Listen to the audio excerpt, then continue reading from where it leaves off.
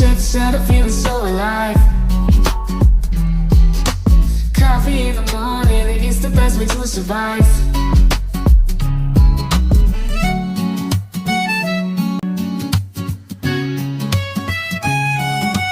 Woke up in the morning, sleepy eyes yawning.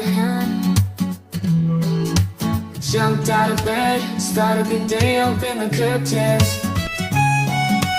Felt the cool breeze, the sun shining on my face. But something was missing, I needed my job to chase.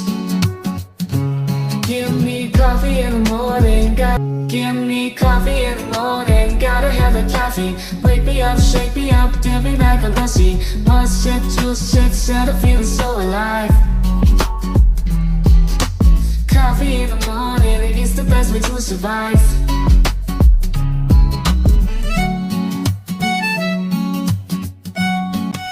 Felt the cool breeze, the sun shining on my face.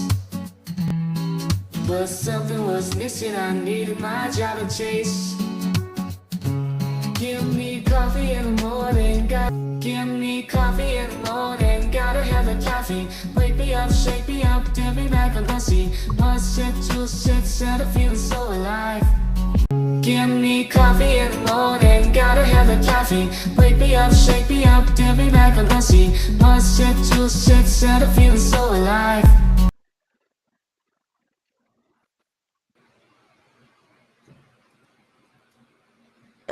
Good morning. If I unmute, it'd be a good thing, right? Right.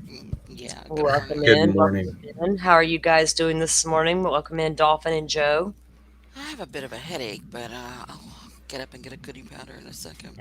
You and me Some both, water. girl. What? I don't have really a headache. I had a backache, so I had to grab the back and body ones. I'm already on it.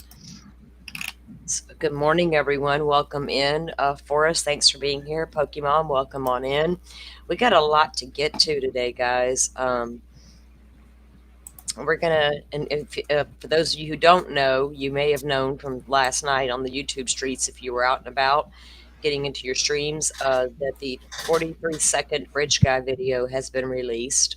We took a look at it over on Joe's channel last night. We'll look at it again this morning. I got a side-by-side, Joe, of the screenshot I took from the video and the Snapchat photo, so we'll take a look Nice. at that. It was crazy. And Kara Weineke posted on Twitter that is the original, not the enhanced. That's crazy to me. That's so crazy to me. She's got a straight line to the defense attorneys. So remember, she's the one who handled the Supreme Court stuff. But according to her tweet yesterday, that is the original and not the enhanced. But I still don't, to make it make sense, man, and I can't. Right. And we wouldn't even be questioning it if it weren't for the shady investigation tactics of the law enforcement in this case and the word salads from Doug Carter and all of the bullshit. We wouldn't even question it. We'd be like, cool, we have video. Oh, he's right there. When you take the totality of everything that we know that the jury didn't get to see, we're like, what the hell, you know? But then when this video was released, because it's like I said, it was the description we got from those who were in the trial at the end of the day. It's not exactly what I saw in that video, you know? So they just had different descriptions of it. So I was glad that we actually finally get to see it. And Kara also said to keep an eye on the website because I think they're going to start releasing exhibits on the website. They have the right to. It's in their possession. Trials over, right? No gag order. So far as she can, from what her post said, was to keep an eye on the website. So I'm definitely going to be keeping an eye on the website because I don't usually go to that website. You know what I mean? So we'll keep an eye out and see if they start to release anything. Yeah, it definitely seems to me to be the video that I saw in court on that one day that I was there that they showed the video. I remember thinking that this is the enhanced video, but I also remember thinking This guy appears from out of nowhere, like right behind Abby. Mm-hmm. And that's what we see in the video. So it's... Well, and like I said, I don't even have an issue. Here's the thing about enhancing anything. Come out and say what you did to your enhancements, whether it was a lighting, thing you did to, or enhancing audio. Explain your enhancements, first of all. And that's what I'm going to want to know. Because everybody's enhancing damn videos these days and using their AIs and their softwares and all these things. Well, in a court of law, you need to explain how you got there. So next time you bring in an enhanced video, if I'm an attorney, I'm going to be, I need to know how you enhanced it. Exactly. That's up to the defense. And I don't think Mm-hmm. the defense attorneys really, in this case, explored questioning the enhanced video techniques. Like, I don't think they dove into that. Not enough. And in my opinion, not when there was too many questions about the video. There were just way too many questions about it that were unanswered. And I think this just led to more questions instead of answers, in my mind, considering all that we've seen. But we also have a Koberger update to get to. There was a document dropped. I didn't go live yesterday. I just was not feeling it for some reason. I just wasn't in the mood. I don't know if I was just tired or what it was, but I was like, you know what? I'll go tomorrow. And so I do have that document that I want to go over. Now, we know that, I don't know how many of you do know this or not, or aware, but last night, over on Drunk Turkey show, and I believe Gray Hughes also, they both came out and have stated that they have done FOIA request and received the 911 audio call. But we were only teased with the audio call. Like, in my opinion, if you got it and you're not planning to put it out, don't even bring it up, right? I mean, I don't, you're going to come out now and give me your version of what you heard. And that's the kind of thing y'all talk bad about that you don't like, so, I trust what you're telling me. And I listened to Drunk Turkey, and I think that he was, the 911 call is going to be hard. I do agree. I mean, I believe him on that, but I don't get the not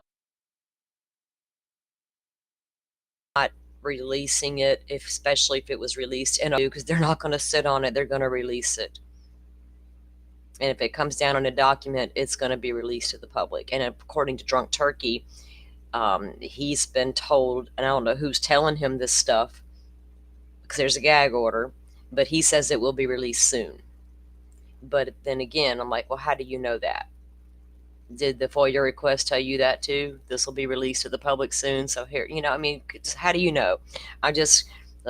I can't with these I knows. I don't know. You don't know nothing. Obviously, you need to tell me how you know that. And we know what you're doing. You're talking to parents. So that's where your information is coming from. Bring the receipts. That's what I want. I want receipts. And the parents aren't getting a heads up. They didn't even get a heads up when the 911 transcript was being released. We just reviewed that the other day when we were on last, where Steve Gonzalez went on News Nation. They talked about that. They didn't get a heads up that that was coming out. So I don't know who's giving Drunk Turkey heads up on what's going to come out and when. A little aggravating, but I know better. I mean, I don't like it when they, I talked to so-and-so or so-and-so. I've heard this, I've heard that. Well, I don't know how y'all know that because there's a gag order. Anyway, I'll get off that little rant because it's going to just make me irritated and I'll go all day about it. How many of you have been following the case on Letcher County, Kentucky with Mickey Stines? I have. And boy, oh my gosh, I've been following it from the beginning. There's a lot of stuff been coming down, and I watch Hillbilly Crime because she's got the inside scoop on everything there because she's over there. And did you see she was on Vinny's show the other morning? Oh yeah, I already knew about it. I knew ahead of time she was going to be on there. I didn't. It was cool. I do communicate with her on email. So she did tell me that she was going to be on there. And I've also got one of her videos. She was live last night. some more stuff she talked about on her live that came out of that live with Vinny happening over there. Talking about small town corruption, patting each other on the backs, sweeping shit under the rug, letting corruption go, letting your sex scandals go. I mean, wow. You know, if y'all want your conspiracy story, there it is. And it's not even a story, it's for real. It is crazy stuff for sure. All right, let me get my screen split here so I can pull up this other that we're going to start with here. Oh, it's on the bookmarks bar, not that one. Okay, here it is. Now, when I go to play this, I'm just going to let it play all the way through first. The audio is not that great. Now, you can hear Libby talking at the end, but you can barely hear the bridge guy say, guys. There's like a pause, and then he'll say, down the hill. Down the hill is much lower than guys even, which leads me to believe this guy is not standing anywhere close to these girls when he says it. Otherwise, you would have been able to hear him a lot louder. And because you could certainly hear Libby. Now, I'm going to have to adjust this when I start to play it. So, like I said, I'm just going to let it play through. You guys, everything's turned up as low. So, here we go.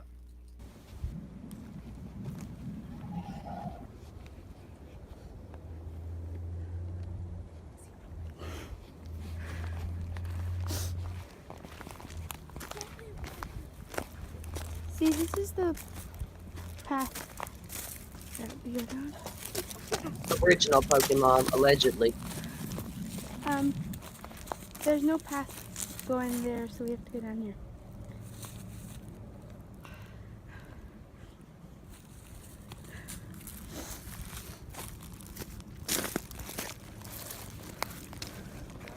Bye.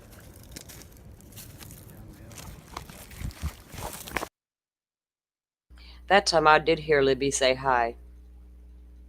Yes, and I heard that in court. I actually heard that in court. Yeah, it was hard for me to hear that part yesterday, but I didn't, because that time I could hardly hear guys down the hill. Pokemon, this is the one that came, this is being played right directly from the website that the defense, and according to the information I've been able to compile about it, this is the original, not the enhanced or even stabilized. Yeah, Libby is talking to a person behind her. Exactly. That's what a lot of us have thought from the very beginning. Mata even said he saw some shadows, and this is what he was describing when he saw it in court, and then they didn't get to see it, a bunch of times in court. The jurors got to go back and rewatch it, but like Joe and them were saying, you only got to see it once or twice in court, and that was it. So I was looking for what Bob was talking about, but when they get to the end of that bridge right there, that spot she was standing in, Joe has been there, and we have great pictures of the end of the bridge and the down the hill part, and you can see the concrete there right where these girls are standing. And I'm going to show you the picture in a minute from the Snapchat video versus the image I took off this video, and show you. The videos. Now, this is the original video, so remember, it appears to me that Libby went out, ahead of Abby, because we've been told that Libby scaled this bridge like nobody's business. She'd been out there a bunch of times. She was not afraid of it. Her sister was afraid, and Abby was afraid. So Abby was allegedly her first time crossing it. So she's taking her time. Libby goes out ahead of her, gets to the end of the bridge, turns around and starts taking the picture for the Snapchat and filming her friend. And then there's a guy in the background. It doesn't even appear to me that these girls were scared, or not like super scared. They might have been a little bit of alarmed about a guy behind them, but I don't hear fright in their voices. You know what I mean?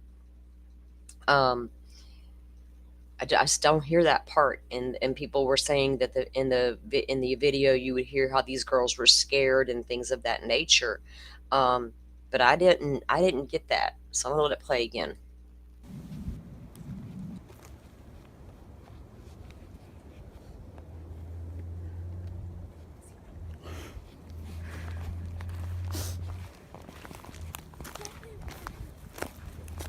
this is the path that we go down.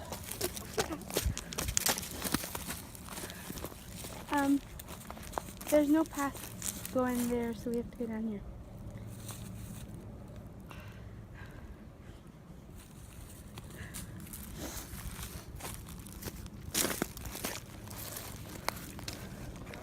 Hi.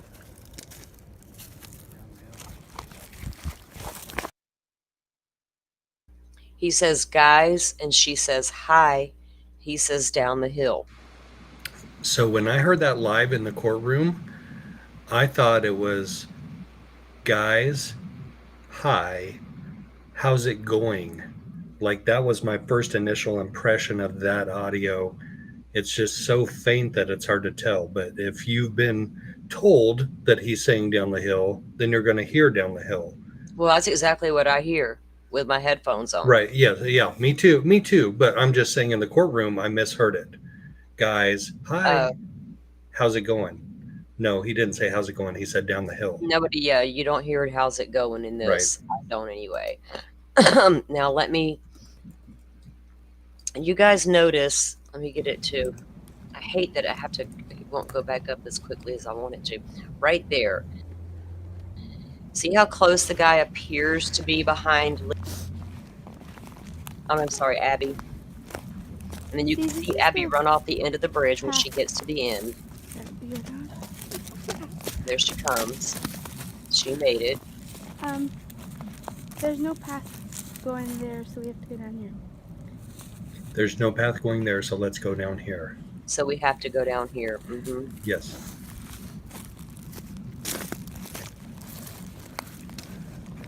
Hi.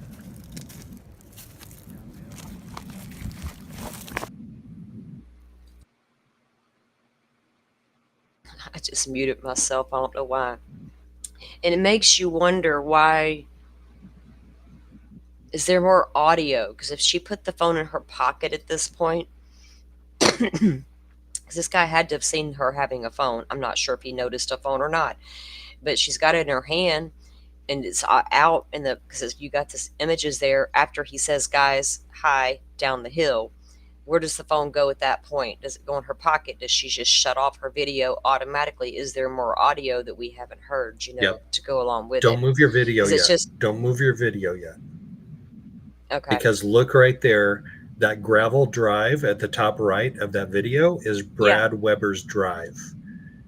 Yes, that's the private drive. And that's down the hill 1, and you have to go down the hill 2 to get down to the Deer Creek, to cross the Deer Creek and get over to where their bodies were actually found, where they were right. This spot right here on the top right, that white line you see, that's the private drive.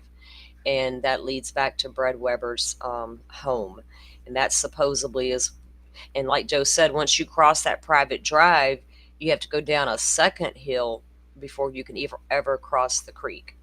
So, but I believe he told him down the hill right here at the end of the bridge.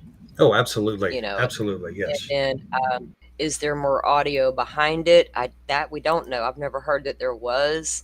We always heard the 43 seconds court documents very early on was put out there. It was a 43-second video, but we'd only ever seen that little loop of him walking, just taking those few steps. Now let me pull up this image I have for you guys.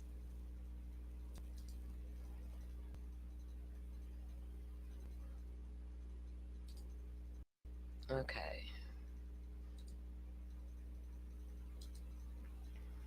You gotta let me know if you guys can see it good enough, because it's got part of my, there we go. You guys can see that, right? Yeah.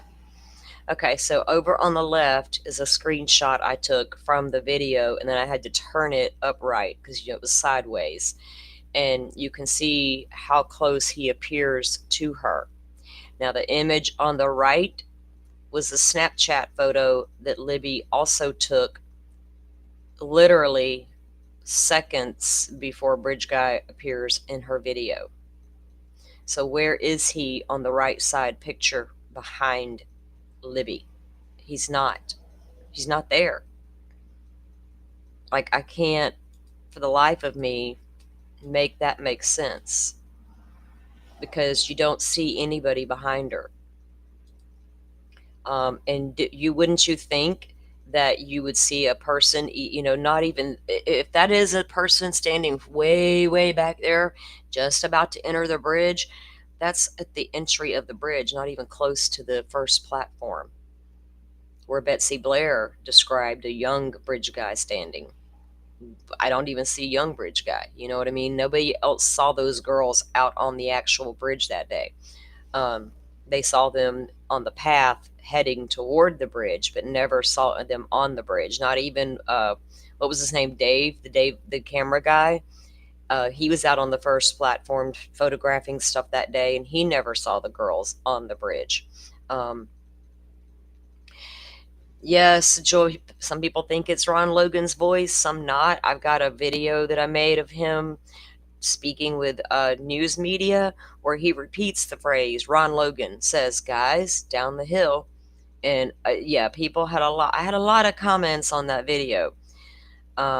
His ex was convinced that was Ron Logan's voice. Now, let me see if I can pull up this tweet from, let me find her tweet real quick, because it was interesting enough to show a difference there. Okay. Is it in this thread? Let me go, because it happened to pop up the minute I put in Twitter. Let's see what she put. It's from Sleuthy, of course. It's a photo she put out. Here we go. Let me pull up this.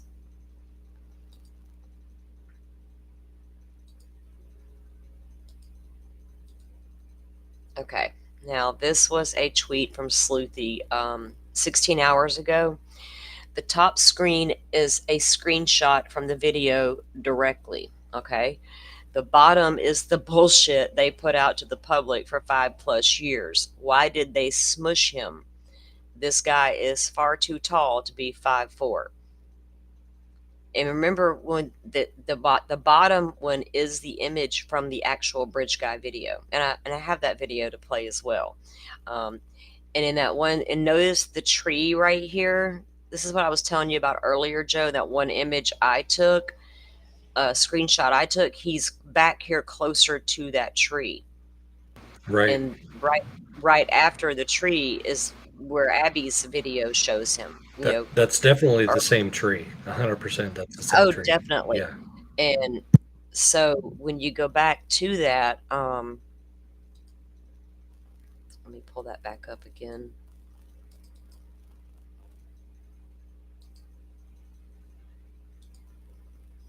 I mean, it looks to me like it is. Let me get it up. Okay. See the tree there on the left, right next to him? It's like he's almost in how his leg is bent a little there on that one side. Would be his left. Yeah, he did. When nobody ever thought Bridge Guy looked tall. And Rick Allen's not a tall man. Yeah, Pokemon, I don't know, I mean, there's the video is important to get out there. It should have been, I mean, the whole trial should have been public, honestly. The video was going to get released at some point. The girls do not sound, I would have a real issue if the girls were terribly frightened, or if you could hear them being harmed during the, all of that. But it just made it more, it just gave us too many more questions. Jeff, I was looking for you last night because Firefly gave me an idea, and I saw you on 12 Gauge's chat, but I don't know if you even read my comment. You say, when you zoom in on the newest release video and zoom into Bridge Guy, it's an exact match to the 48 frames we've had all this time. Now, we went over all those frames in Mr. Steve's channel a long time ago. Frame by frame by frame. That was a long night. But anyway, Jeff, can you enhance the sound on that video at the end? Where we hear, and when I say enhance, let me add to it or change it, like make it louder. Can you do that, Jeff?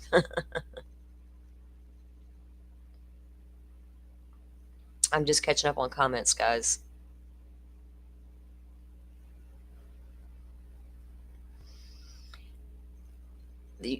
Any recordings of Rick Allen's voice? No.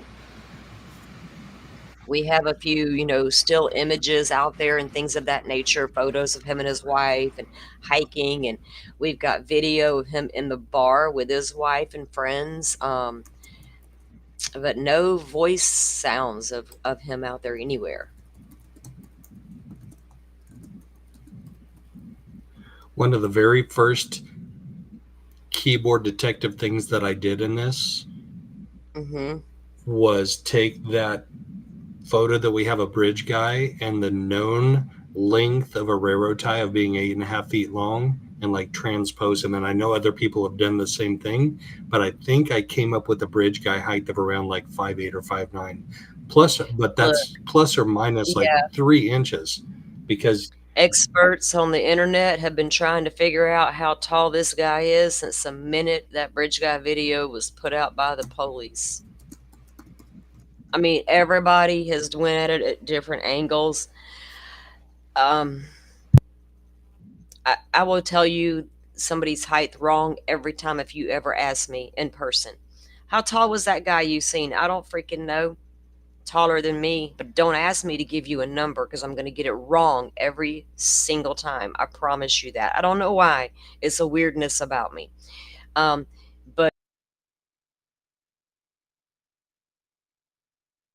many people have spent many images.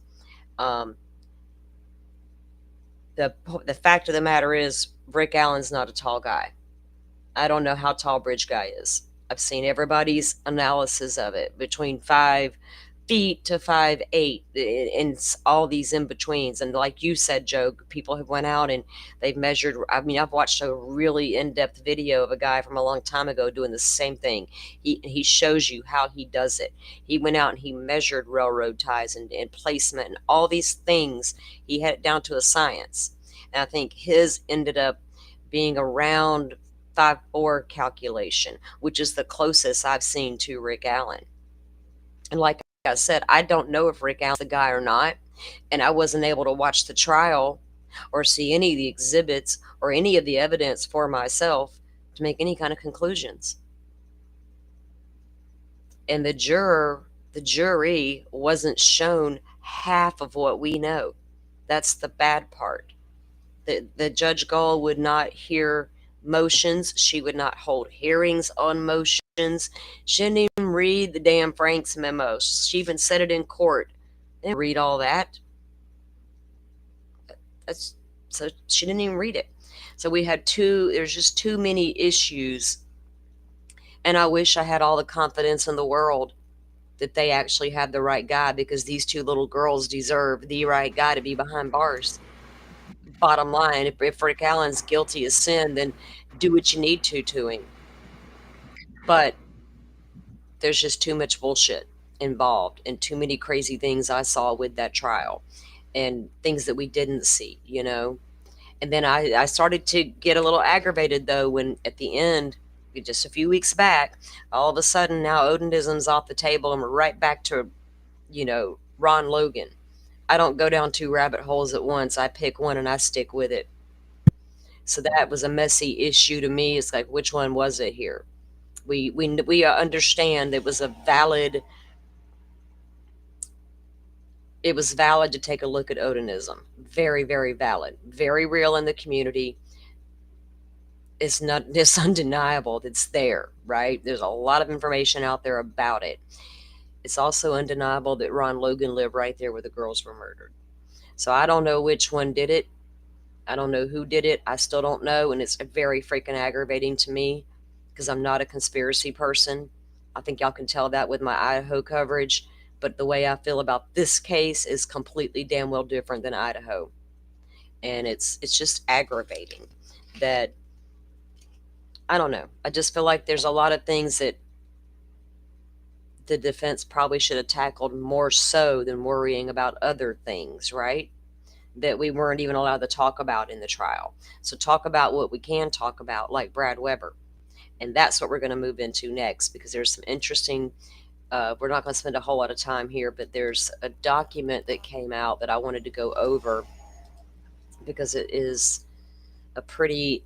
Well, they had a notice of appeal also filed, but this particular motion, I love some Jennifer Auger. I love her defense style. I love her filings. They make sense. They don't come out of the gate as if I'm just trying to make shit stick to the wall, you know, that kind of thing. Let me get this screen up so I can read what the poster share was. Defense Diaries. This is Bob's post. Bob, don't mind. Okay. So this is an update that Bob put out. I think this was yesterday. Defense attorney Jennifer, I'm going to say Auger again, Joe. It's Auger, has filed her limited appearance in order to file a motion to reconsider the previously denied motion to correct errors. The motion cites both the recent U.S. Supreme Court ruling in Glossop versus Oklahoma, which has reaffirmed and expanded on the holding of Nepew versus Illinois. Now, Bob had to take me to school on these. The rule of law born out of Nepew decision is that it is a violation of a defendant's due process rights when a prosecutor elicits false testimony and lets it stand without correcting it. Brad Weber. There, the High Court held it is established that a conviction obtained through the use of false evidence known to be such representatives of the state must fall under the 14th Amendment. Here, Allen argues that Prosecutor McClellan elicited false testimony from Brad Weber that he arrived home from work at 2:30 p.m. on 2/13/17 and that McClellan knew or should have known that this was a false testimony. Yet he let it stand without correcting it. It matters not if Weber mistakenly thought he arrived home at 2:30. What matters is that the prosecutor, McClellan, knew or should have known that the time was false, and not only failed to correct it, but instead completely leaned into it because it fit the state's timeline as to Richard Allen's alleged statements to Dr. Walla regarding being spooked by the van, as well as the state's surmised time of death of the girls occurring at 2:32. Preach it, Bob Motta. The testimony played a pivotal role in securing the conviction. The ball is in Judge Gull's court at this point. Damn it. We're tired of that bouncy ball court system. At the very least, it requires an evidentiary hearing. Let's see if she does the right thing and orders it. Do y'all think she'll do the right thing and order that evidentiary hearing? Because I don't have the faith that she will, and I don't think Joe does either. We all got some bad PTSD over here. Wish I could make this bigger so I could read it easier. But the way Bob posted it, I cannot zoom in. Okay, so I'm going to try to read this without butchering it because I can't see it that good. Yeah, we do have questions about who else might have been there, Pokemon. That may not have supposed to have been there, right? We're not supposed to be here with people, so we're not going to put them in the video or let anybody know we're here with them because we're not supposed to be here meeting them, right? Comes now the the defendant, Richard Allen, by counsel and files his motion to reconsider denial of motion to correct errors. For the reasons that follow in light of Glossop versus Oklahoma, and she cites the case number, Mr. Allen requests the court reconsider its denial of the motion and either vacate Mr. Allen's convictions or set the motion for a hearing, At trial, the state argued that Brad Weber came home from work in his Ford Econoline van on February 13th at 2017 at approximately 2:30. The state also argued that Liberty German's cell phone did not move after 2:32 p.m. on February 13th, 2017. The state further introduced a confession written by Dr. Monica Walla that Richard Allen told her that on February 13th, he kidnapped Abigail and Liberty on the south side of the Monon High Bridge and was on the south side of Deer Creek with the girls, intending on raping them when he saw a van and became scared. Richard Allen allegedly told Dr. Walla that after he saw the van, he forced Abigail and Liberty to cross Deer Creek to the north side, where he ultimately killed them. As set out in his motion, the state knew or should have known that Brad Weber's trial testimony that he returned home in his van about 2:30 on the 13th, before LG's phone permanently stopped moving at 2:32, was false. And then she lists the exhibits. In fact, Mr. Weber arrived on his private property after 2:44, and we've seen that video proving that. 2:44 p.m., well after LG's phone stopped moving on the north side of Deer Creek at 2:32 p.m. See motions to correct errors, Exhibit 3A. Additionally, Exhibit 3E to the motion to correct errors, the FBI subject information sheet for Mr. Weber shows that Mr. Weber's cell phone first started pinging at his family's house at 2:50.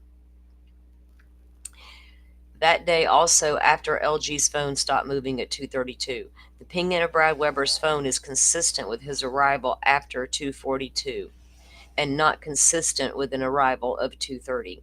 In light of this security video, and the FBI's subject information sheet for Brad Weber, the state's narrative that Mr. Weber interrupted Allen before 2:32 is impossible, and the state knew it. And also, how did Gray Hughes know so long ago all about Dr. Walla in the white van? Because they was buddies in the Facebook group with each other, chatting it up.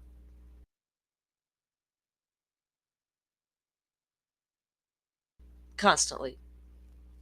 I'm supposed to believe video where Brad Weber did not come home until 2:44.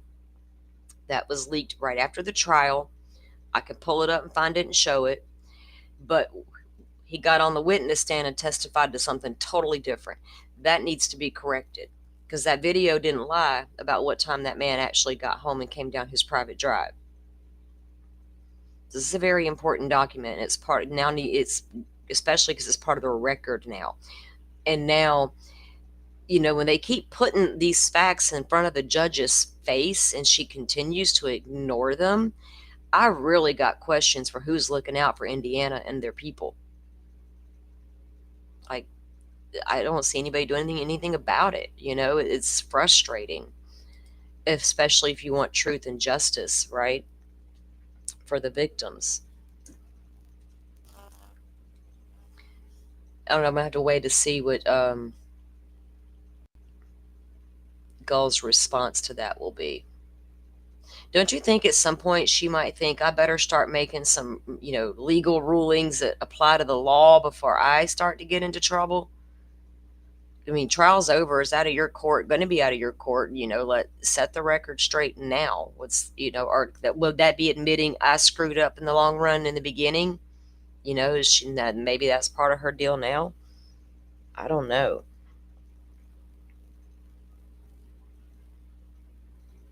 I'm looking at my notes, guys, to make sure I got you guys You know what, what I want. struck me? What struck me about this video What's that? was how sweet and innocent her voice is. Mm-hmm.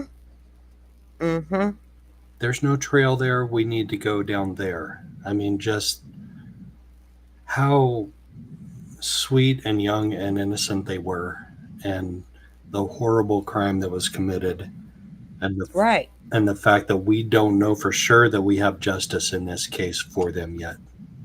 Yeah, if Rick Allen's the guy, man, I want him to stay in that prison for that 130 years.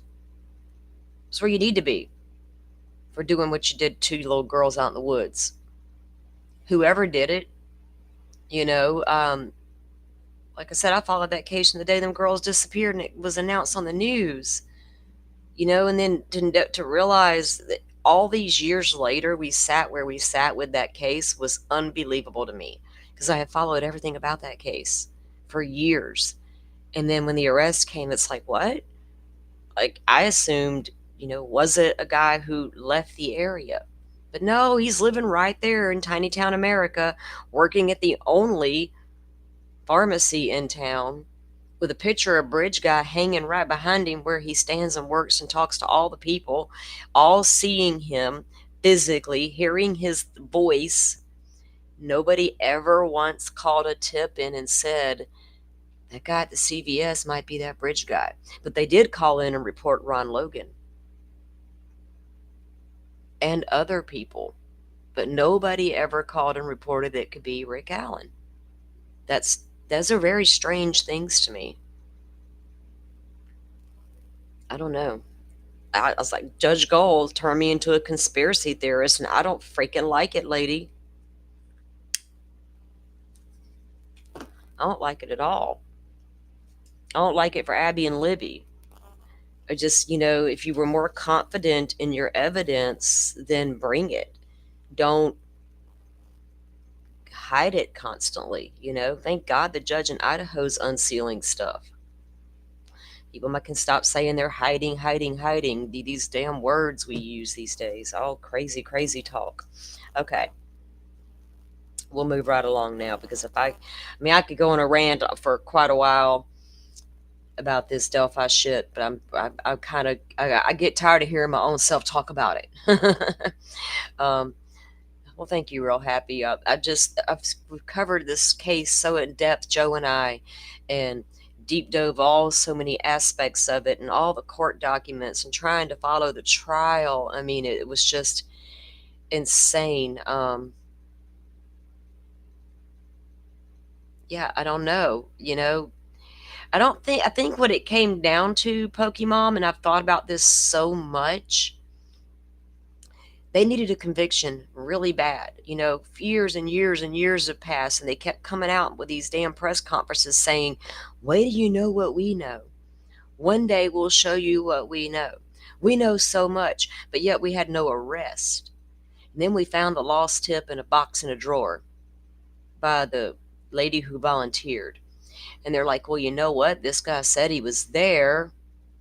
He was on the bridge.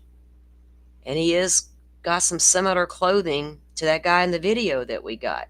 Now, I've always said bridge guy could be Rick Allen, but does that mean Rick Allen's the guy that took the girls down the hill?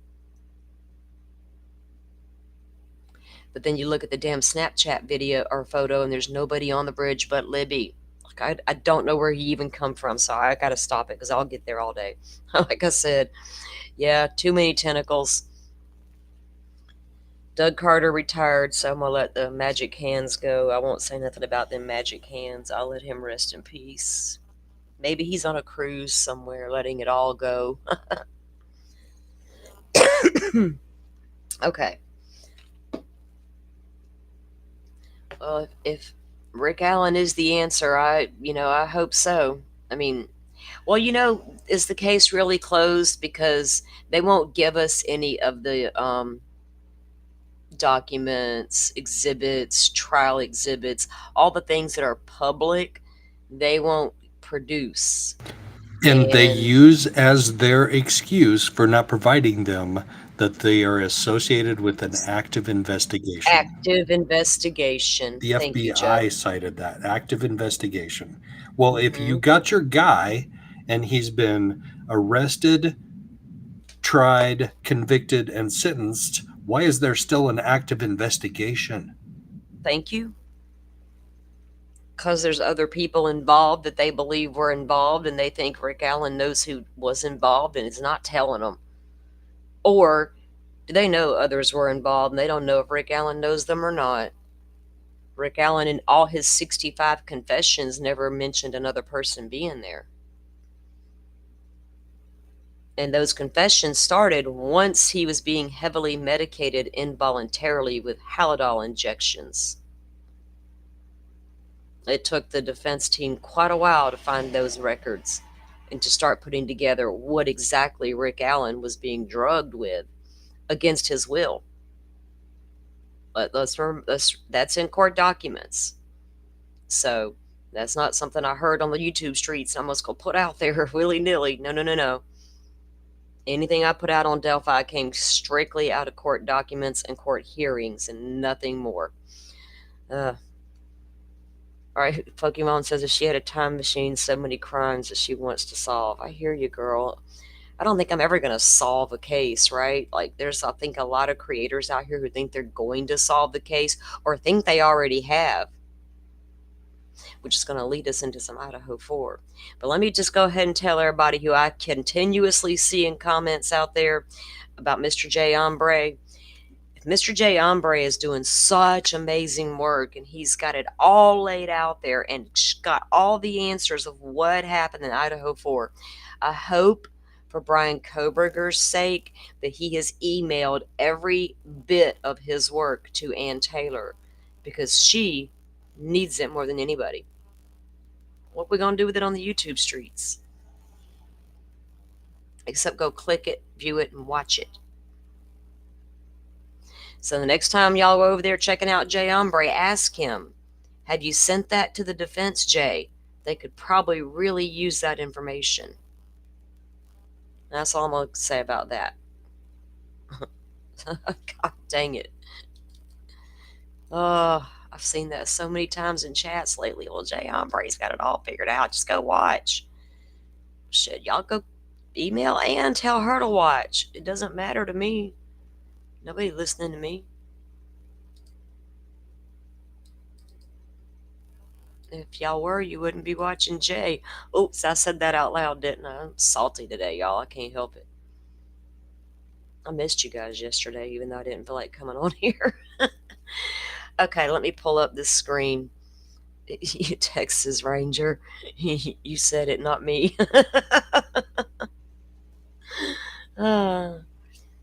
Oh, okay. Thank you, Jeff. You finally emailed me. It's about time, dude. I only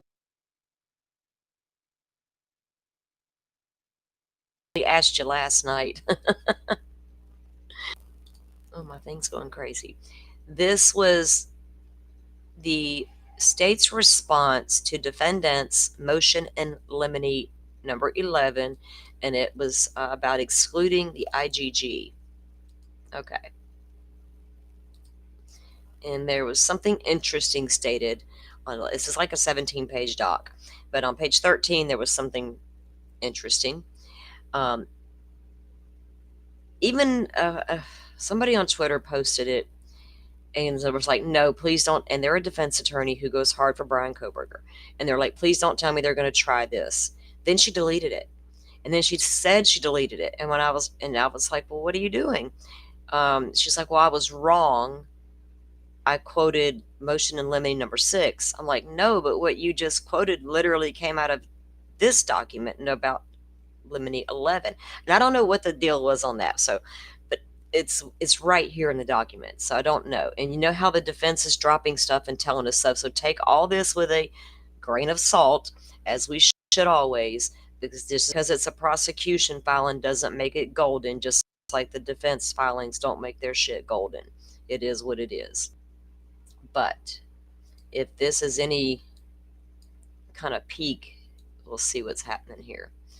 All right, because she thinks that she got the information wrong on her tweet, but it literally came out of this document, so I don't know how it could be wrong. I read the limine 6 is totally different than this one. Okay, I'm going to give you guys the facts on it. Okay, so this is the motion in limine regarding the IGG.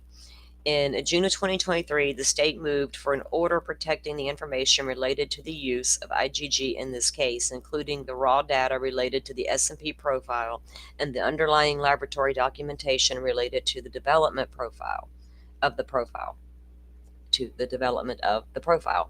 such as chain of custody forms, laboratory standard, operating procedures, analyst notes. The state argued the IgG information did not fall within Rule 16. And what they're doing here, right here, is going back and forth about needing the information from Othram about their practices, basically, their operating procedures.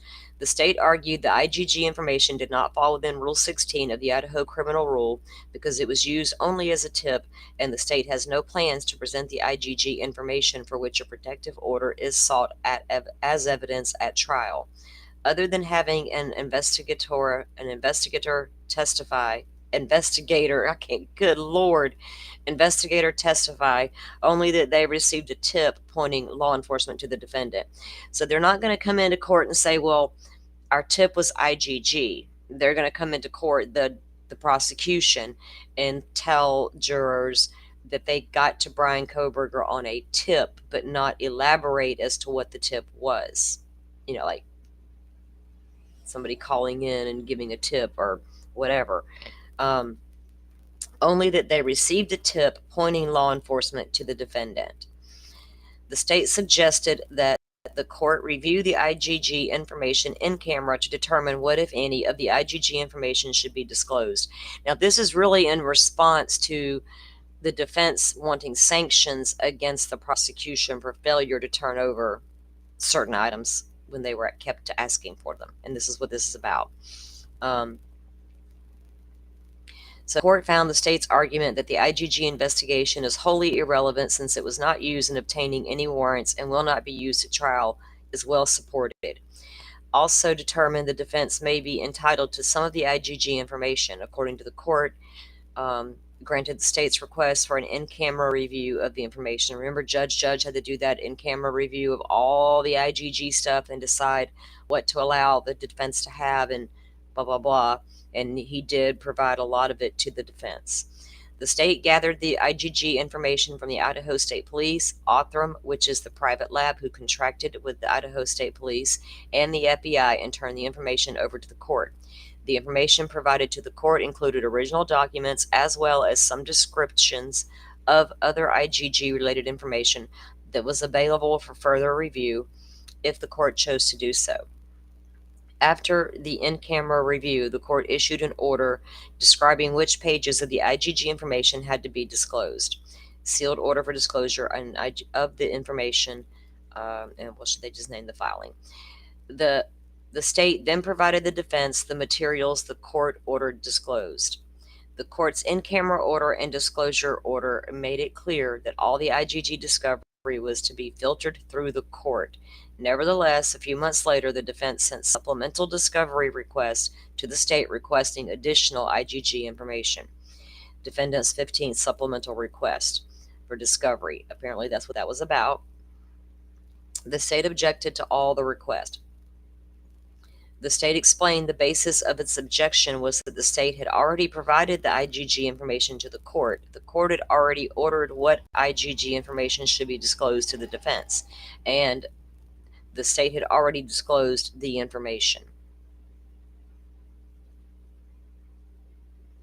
At the hearing on the defense motion to compel the IGG, the state made the same argument asserted in the written objection. The state explained that after it had received the in-camera order, it reached out to the private lab. Now here's where they are talking about with that information. It reached out to the private lab and to the FBI and asked for everything related to IGG. The state explained that it was not fighting the in-camera order or trying to withhold from the court of any of the information, IGG information. The state asserted that after receiving the new IGG request, the state showed the new request to Othram, and Othram said they had already given everything they had to the state. To the extent the new requests were asking for anything beyond what they already had been provided, Othram had told the state it did not exist.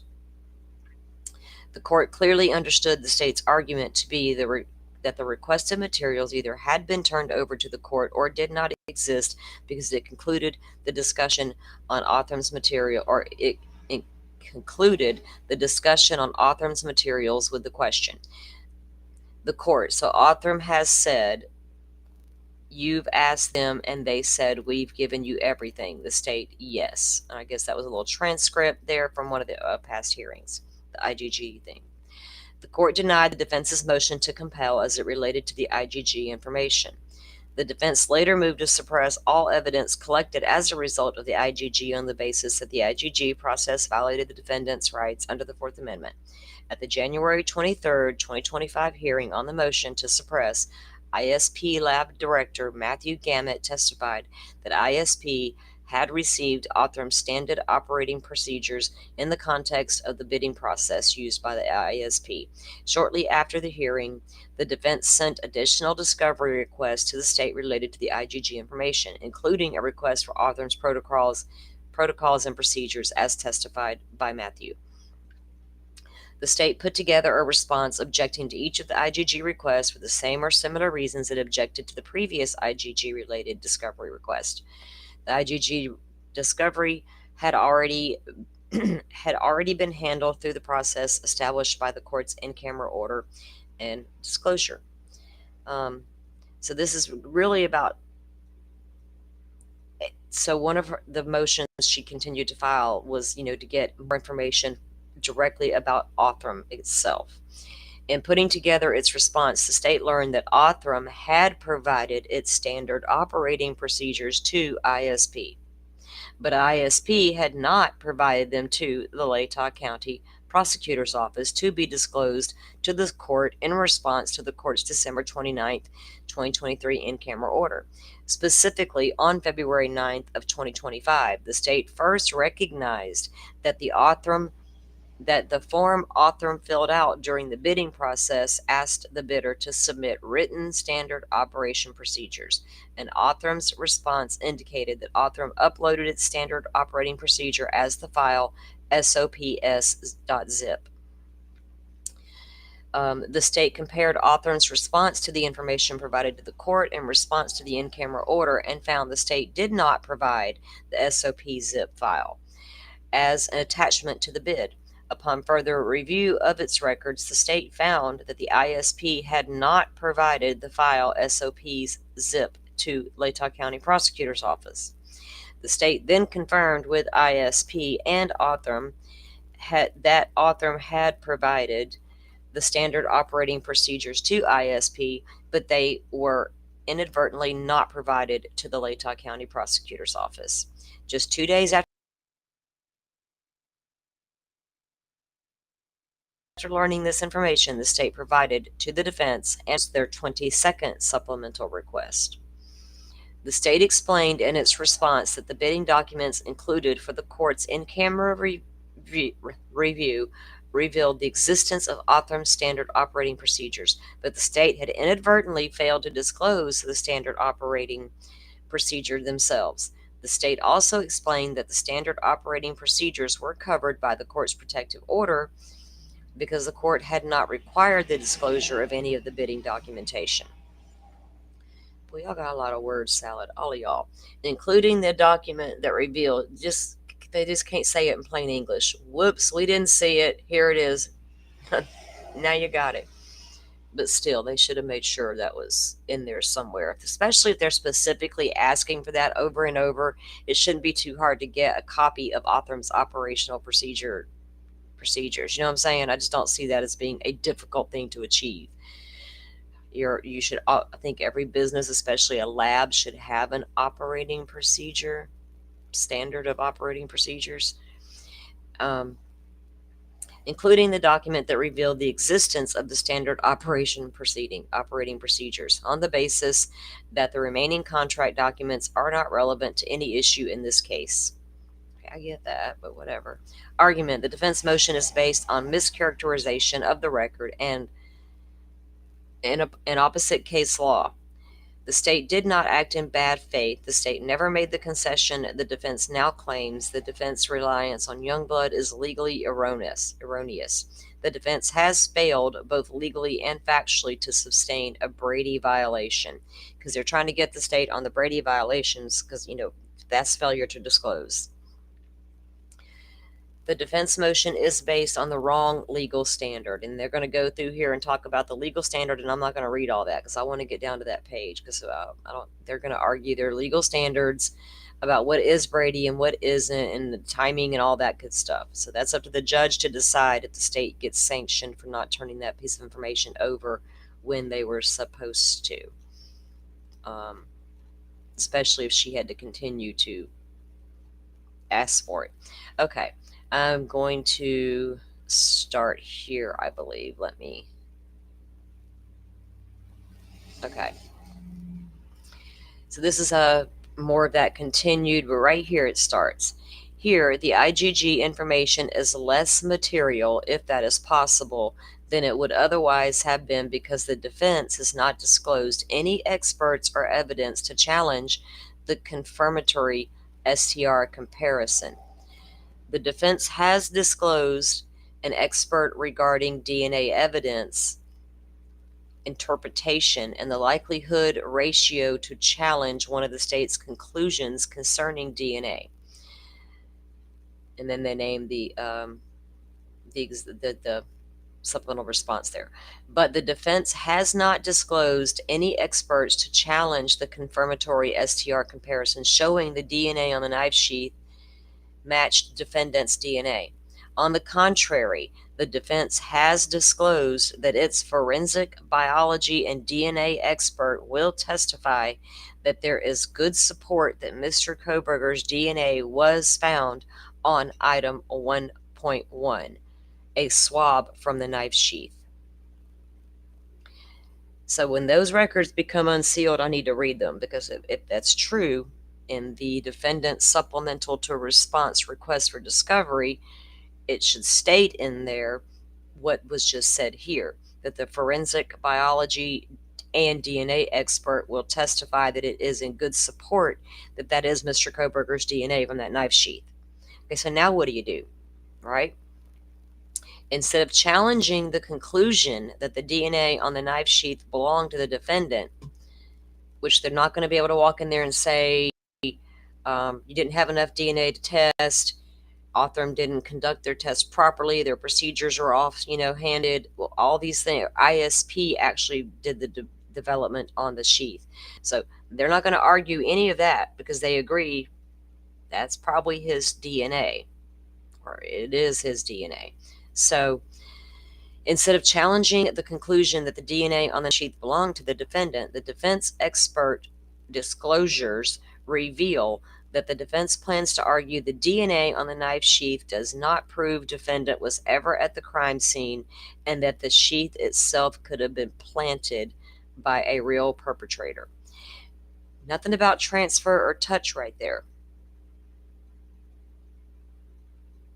So do you guys think that's an option the defense is going to go with? What do you think, Dolphin? You still with me? Oh, yeah, I am, but I honestly, I have to get up for a second. I've got a serious headache and I need to go get some water. I'll be right back. And some Okay, go goody ahead. powders. Be right back. So let me check out chat. My thing is so big over here I can't see chat. I wanted to see what you guys I've been reading, and I know y'all been chatting away and I haven't. Okay. Yeah, planted. Once you surrender your argument that that's not his DNA, or that DNA was produced as a result of as fruit of the poisonous tree, then, and you just say, well, yeah, it's his DNA, but it was planted, then you kind of lock yourself into a particular defense, right? Yeah. Now, gosh, Friday Filer Jay, when he was still around writing documents, he did a filing, and I call him Friday Filer for this reason. He filed a document late on a Friday evening, like got it in there just in time, and boom, it hit the docket. I mean, it hit the docket that day, because Latah County Ada County takes them a while to get documents uploaded, but it didn't in Latah. So as soon as that document hit, boy, all weekend long, people marinated on that thing. But it was a very long document, and he even stated in that document about the possibility that sheath was planted. And we were all like, wait, what? Are you been watching YouTube, Jay? Was my first question. But, if this is correct, is that because if they can't tackle, well, your testing on the DNA from the sheath was invalid, you know what I mean?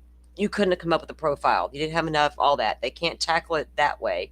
They can't tackle what the testing produced, which was a match to the cheek swab that matches their client. So they can't really find it, because you got to have experts willing to come up and say, yeah, this is wrong, right? If your experts look at it and say, guys, it ain't wrong, what do you do?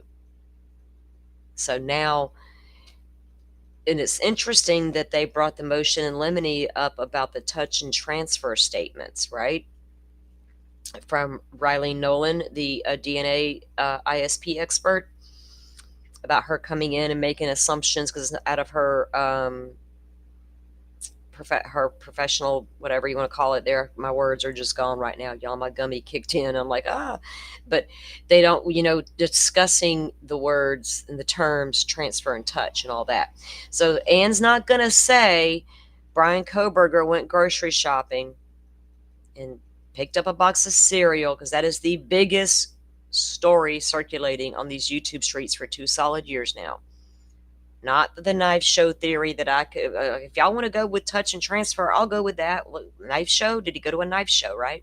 No. Everybody's favorite theory was he goes to the grocery store, he picks up a box of cereal, he reads it, his little vegan mind changes his mind, he puts it back down, and he goes on about his business. Mr. or Mrs. Harry comes walking down the aisle and picks up that same box of cereal, takes it home with all their other groceries, touching their buggy, touching their steering wheel, goes home, unpacks all their groceries, then went into their bedroom, pulled out their K-bar, and transferred his DNA from that cereal box they touched hours ago onto their sheath without leaving their actual own DNA on there. So the bottom line is, with all of these theories, what do we think the jury is going to believe? Jury ain't stupid. Ain't no damn box. No transfer DNA happened here. Touch DNA. He touched it. It's touch DNA. You know what I mean? If I'm a juror, we have a verified story of transfer DNA that damn near convicted the wrong guy, but they were able to prove it in court and exactly how that transfer occurred. You got to do the same thing here. If you want, you can't just walk into court and say it was transfer. He touched that knife, 2 weeks before that at that knife show, blah, blah, blah. We're just going to buy that story like we are the riding around story, the transfer story, without something to back it up with. Like, my client visited a knife show and handled several K-bar knives that day. That's your transfer DNA right there. Because your cereal box theory is just ridiculous. Do people not wash their hands in America no more after the grocery store? I do. It's the first thing I do when I get home. I ain't touching nothing. I don't want your Ebola, your COVID, your nothing. Your common cold, I don't want it. I'm washing my hands, So I've always never bought into it could be transfer, and it's a movable object. Like, damn. So any weapon now found at a crime scene, tire tool, firearm, knife sheath, I don't care what you find at the crime scene. If it's a movable object, we can no longer test it for DNA. And we might need a warrant to do that. So it's ridiculous. At this point in time, based on court documents, do we know for sure that he purchased a K-bar knife? No. At all. We don't know that for sure yet. We don't know it for sure because those documents have been sealed. We do know they're bringing in his Amazon search history. They're trying to keep out his click and search history because it was like from the family shared account.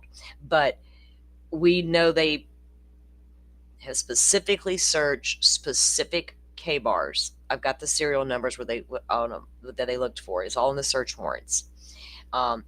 So what those search warrant returns returned, we don't know. Did he purchase one? They know it if he did. They've already got all. They Blue Ridge knives, K-bar knives. We know that this Dick's Sporting Goods come into play somehow. Harbor Freight, he's been in there. If he purchased that knife, they know by now. Well, if I'm on the jury, that seals it for me. Exactly. If they can prove that he purchased it either through Amazon, directly off the K-Bar website, through Blue Ridge Knives, or whoever, if they can prove a purchase came, how close was it to the crimes if that purchase occurred, right? But they have absolutely went into all of that. They got all his financials to see where he was purchasing, what he was doing. They got all the kids' financials. There's been tons of search warrants, right? And those are all the search warrants that have damning evidence are the ones you're going to want to keep out, right? Look how many motions in limine the defense filed recently to keep everything out, including the stuff that she originally said was going to help exonerate her client. Cell phone records? Cell phone records, yeah. This is what she said, was the state's own cell phone data would help corroborate Brian Kohberger's alibi, because the state's not going to be able to prove he is where they said he was. Therefore, that makes her alibi true. Doesn't prove the alibi, like the phone's pinging over here. It just makes it true now because you can't prove my client was ever over there.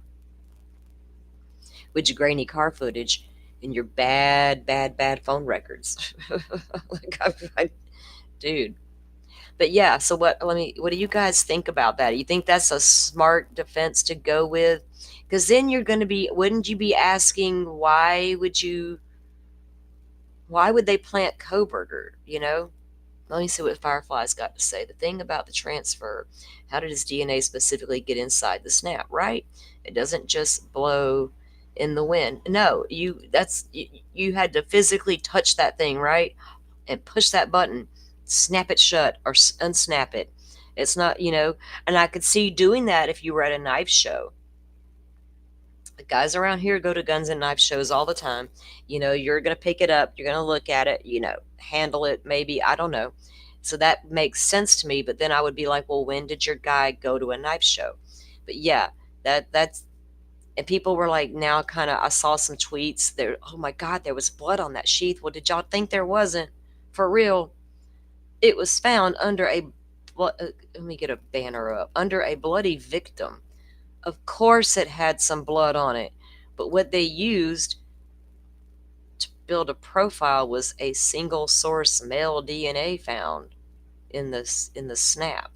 It didn't come from blood, right? So it's like, I don't even, like, why that was shocking to people is really beyond me. Oh, thank you, Forrest. Yes, please hit the like button, guys, if you don't mind. Yes, back. exactly.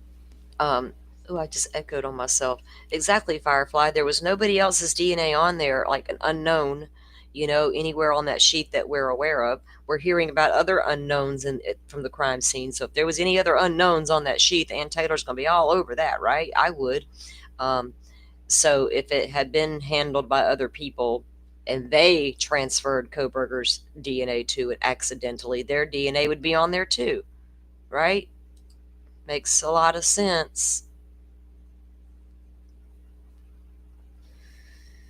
I don't know how they're going to get it. I don't know what that's a smart, because the attorney who goes hard for these attorneys, she didn't like them going that angle. And then, like I said, she deleted her tweet about it. I was like, what's happening here? Is that a little much? A little much for you?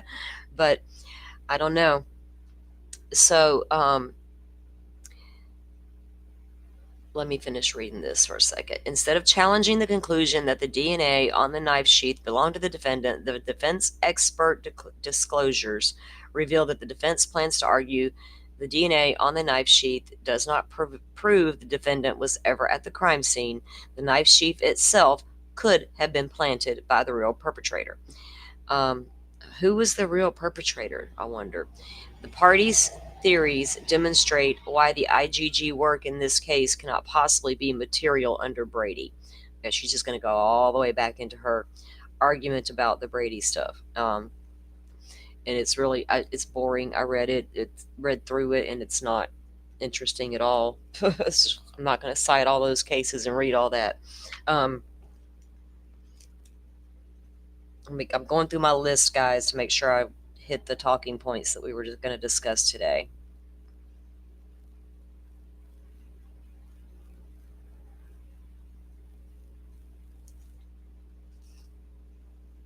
Now, I made a little video that I haven't put out yet, and I was going to last night, but I forgot. But it's about AT&T timing. And there was some interesting things said in one of the last hearings where Ann brought up, did he find the AT&T timing reports in the search warrant returns for the two AT&T returns and all that. And Cy Ray, it was his testimony, told her that he did not. And so she asked him about timing records with AT&T. And now we heard in this last court hearing that prior to May of 2023, those reports weren't available, right? They did the warrants on Koberger prior to the May 2023 date. But Cy Ray testified that they were absolutely available before May of 2023, and they were only made available to certain agencies like the FBI. And I just found that interesting. I was like, so which is it? The state says they didn't have records of that nature prior to May of 2023. That was in a recent document. They named the documents and the protocol that they got it from and everything. But when Cy testified, because I went back and listened to it again, and that's exactly what he testified to, was no, prior to that date, the FBI could have had those call timing records, right? So I wondered if they did have them the whole time. And because if you go back to when they told Latah County about the IGG, and we were wondering, did the FBI know about his name sooner than they reported it to Latah County? And if they had call timing reports available to them that Latah did not, and then Cy said that after May of 2023, they only began to provide similar documentation to local law enforcement, but it wasn't exactly as detailed as what the FBI would get. And I'm going to put together a thing around those because I have the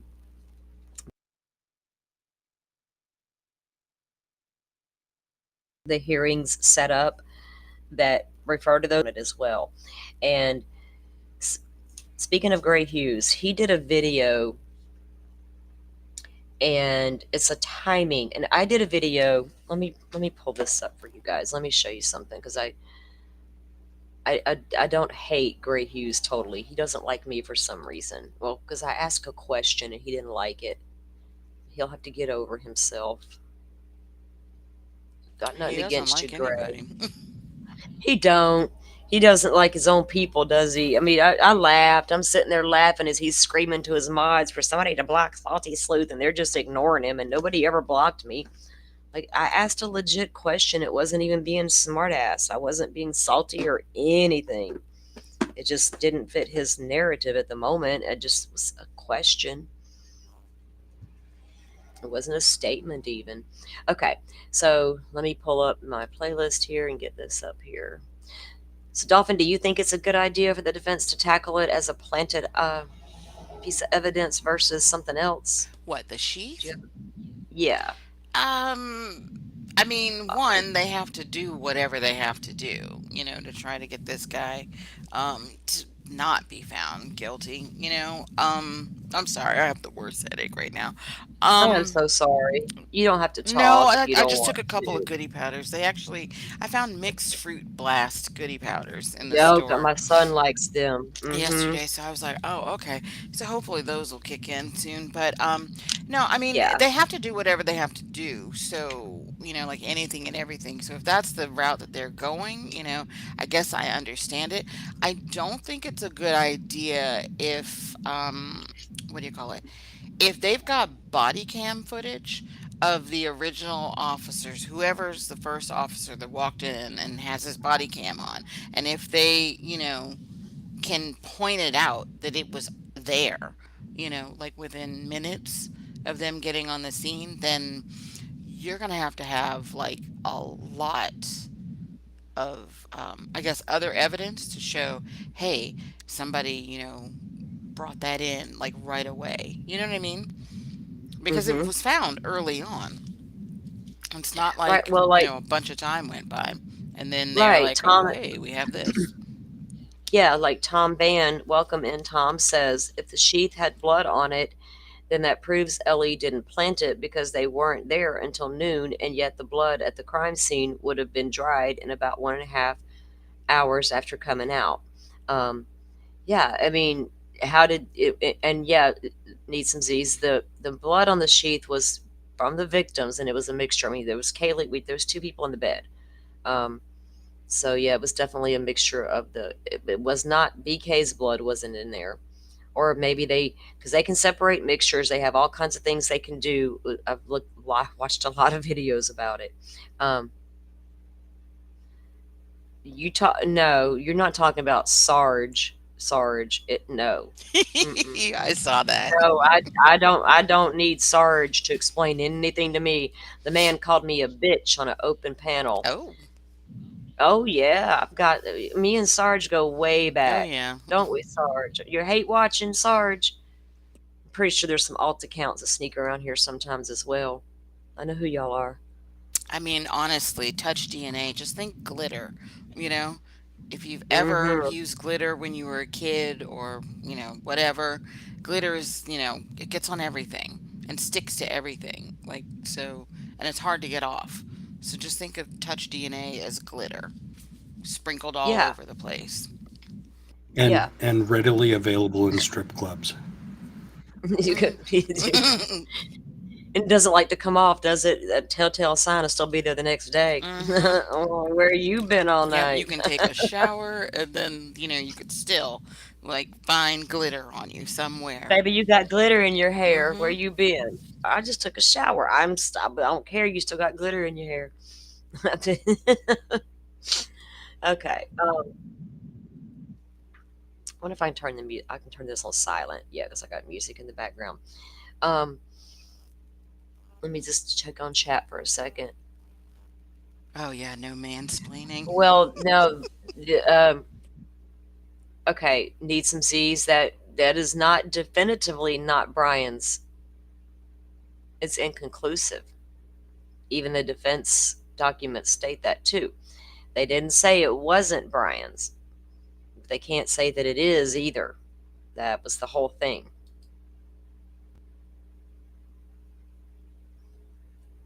Who? Yeah, the blood was not from the perpetrator. It was from the victims. Okay. Let me move on here. What are y'all? I don't know what y'all talking about in the chat. It was in the documents. No, it wasn't. The male blood. No male blood belonged to Ethan. What are y'all talking about there? Sinead, I saw that 2 months. Thank you, thank you. Okay, let's see. Where does it know? It doesn't say male blood was found on the sheath. Not in the documents that we went over here and read. Mm-mm.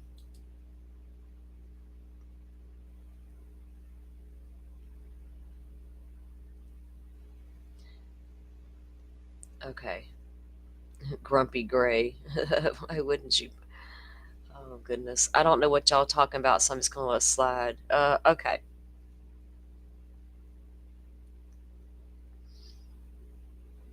Tom Van is the man, Jeff says. Okay, let me get on down. All right, so I made this video, and I'm going to share what Gray did right after this because it's a driving thing he did, and we love our visuals here. So I do appreciate that out of him. We all know Gray's a bad driver. He even admits it. He got a little heavy-handed on the gas pedal. Didn't he get stopped once going over there? Yeah, I think so. Yeah, he did. Oh, that's right, because somebody sent it to me on TikTok trying to get me to put it out there like it was some big news story. I'm like, I don't care about no Gray Hughes getting pulled over. Shit, he made fun of his own self on his own channel about it. Okay. Oh my God, I was just talking to Need. I wanted to know. I know you were talking to who you were talking to. I know you were talking to her. But Need Some Z's, I don't know. Audrey C's DNA podcast for an. Oh, I've seen enough of transfer DNA stuff. All right, so this is and I'm going to stop it a couple of times because there's certain points I want to talk about the timestamps and stuff. But then, like I said, Gray did a really great drive and added a timer, and it's going to show you guys. It kind of goes along with this, so I put it on silent because there was music with it. But this, if you guys, okay, if you remember, This is that screenshot that came out in the document recently of the light colored sedan entering King and Queen. This is 112 facing, we know where the camera was at, 3:56 a.m. 3:56 a.m. And remember, the PCA says it started its fourth pass at 4:04. So this is just one of those 4 passes. And then here you have, there's the house with the light bulb camera, and the King Road residence sits right behind it. And a review of the footage says it started at vehicle 1. There was multiple sightings in the neighborhood starting at 3:29 and ending at 4:20. And what we just saw, that screenshot, was 3:56. These sightings show the vehicle makes an initial 3 passes and then leaves via Willenta.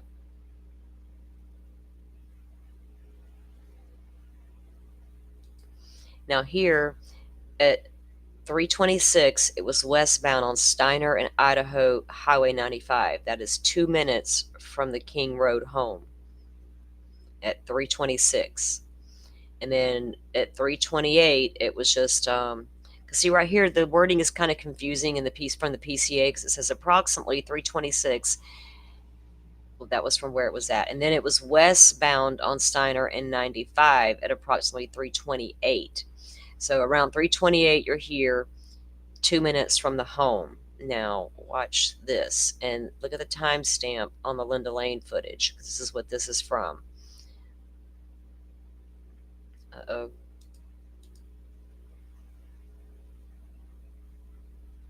Why does it always do that when I stop it? I don't want to pull it back up.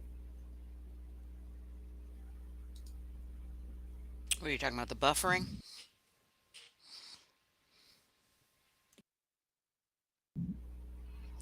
The screen every time, unless I take the whole thing down and bring it right back up. Okay, now it's playing. All right, so 3:30 a.m. It was just seen 2 minutes away down the highway, and now 2 minutes later, here it comes behind the Queen Road apartments.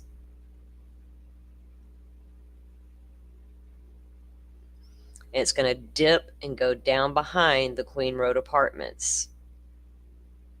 And there it went. Like the first video I had out, I had arrows, but I didn't take the time to do all that on this one.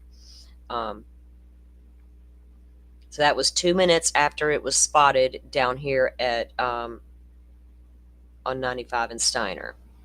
Where's my internet? I got strong internet. What the hell's going on here?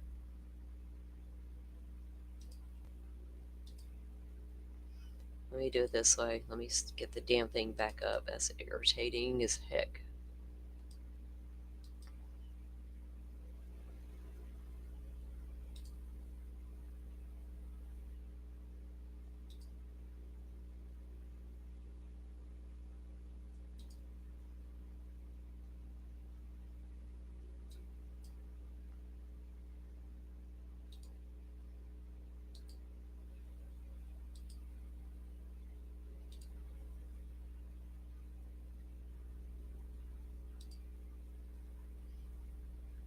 Okay.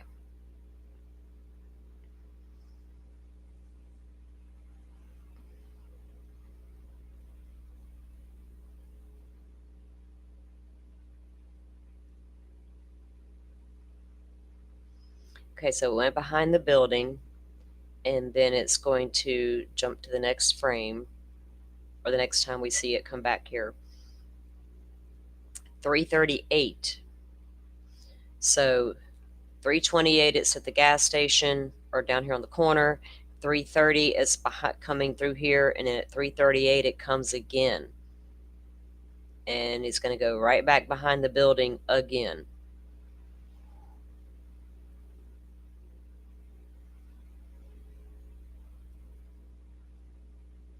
Now it's 3:39.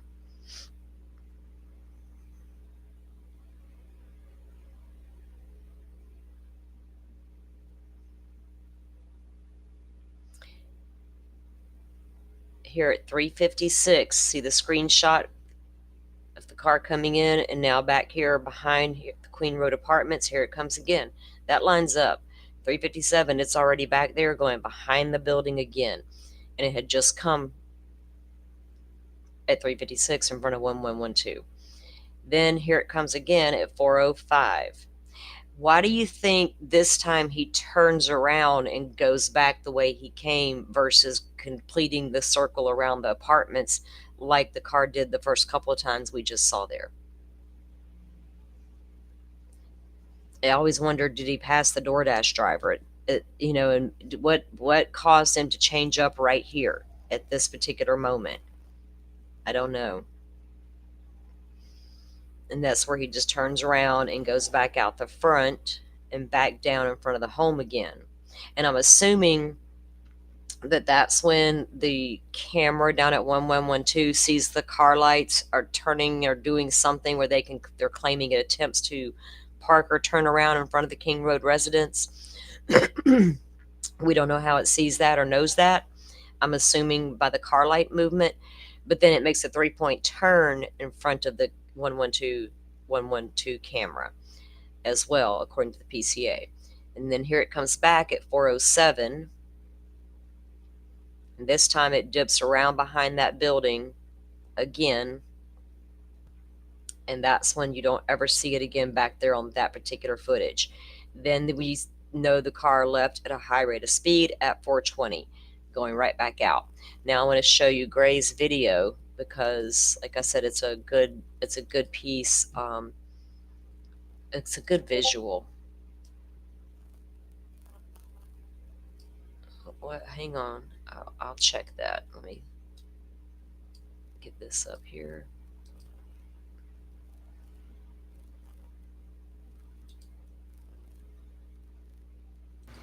So Judge Gold just denied 2 defense motions without hearing. Just boom, denied. Is that what your message was about? Yep. Did Defense Diaries drop that? Yep. Which ones did she deny, though? What has he said? So the defendant's motion to reconsider the denial of the motion to correct the error that was filed a couple of days ago.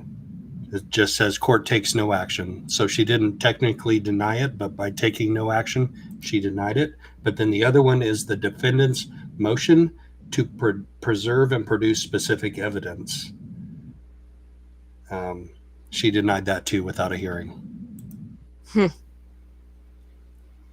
hope all that catches up with her in the end and comes back to bite her. Especially if, on the appeal process, if any of that.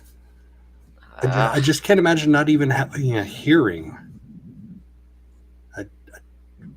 Yeah, I mean, could you imagine, right? And people over here get all crazy in this case, and it's like, man, or at least we're getting hearings over here. We get them. Welcome in, 857 Tucson. So, damn it, man. I don't know, what even to say about that anymore, because I feel like there should be some checks and balances going on in Indiana that are not happening, and I don't understand it. Let me get the screen up. Do I have a mod in here right now? Let me see. I need to drop Gray's link. I gotcha. I'll get it. Thank you. Okay, so like I said, this is a video done by Gray Hughes. Gray Hughes, don't strike us. It's for educational purposes only. We need to see this route and this layout. Here, let me throw this up there while we're watching it. Go get me in trouble with some Gray Hughes. Oh, let me get past his little... Okay.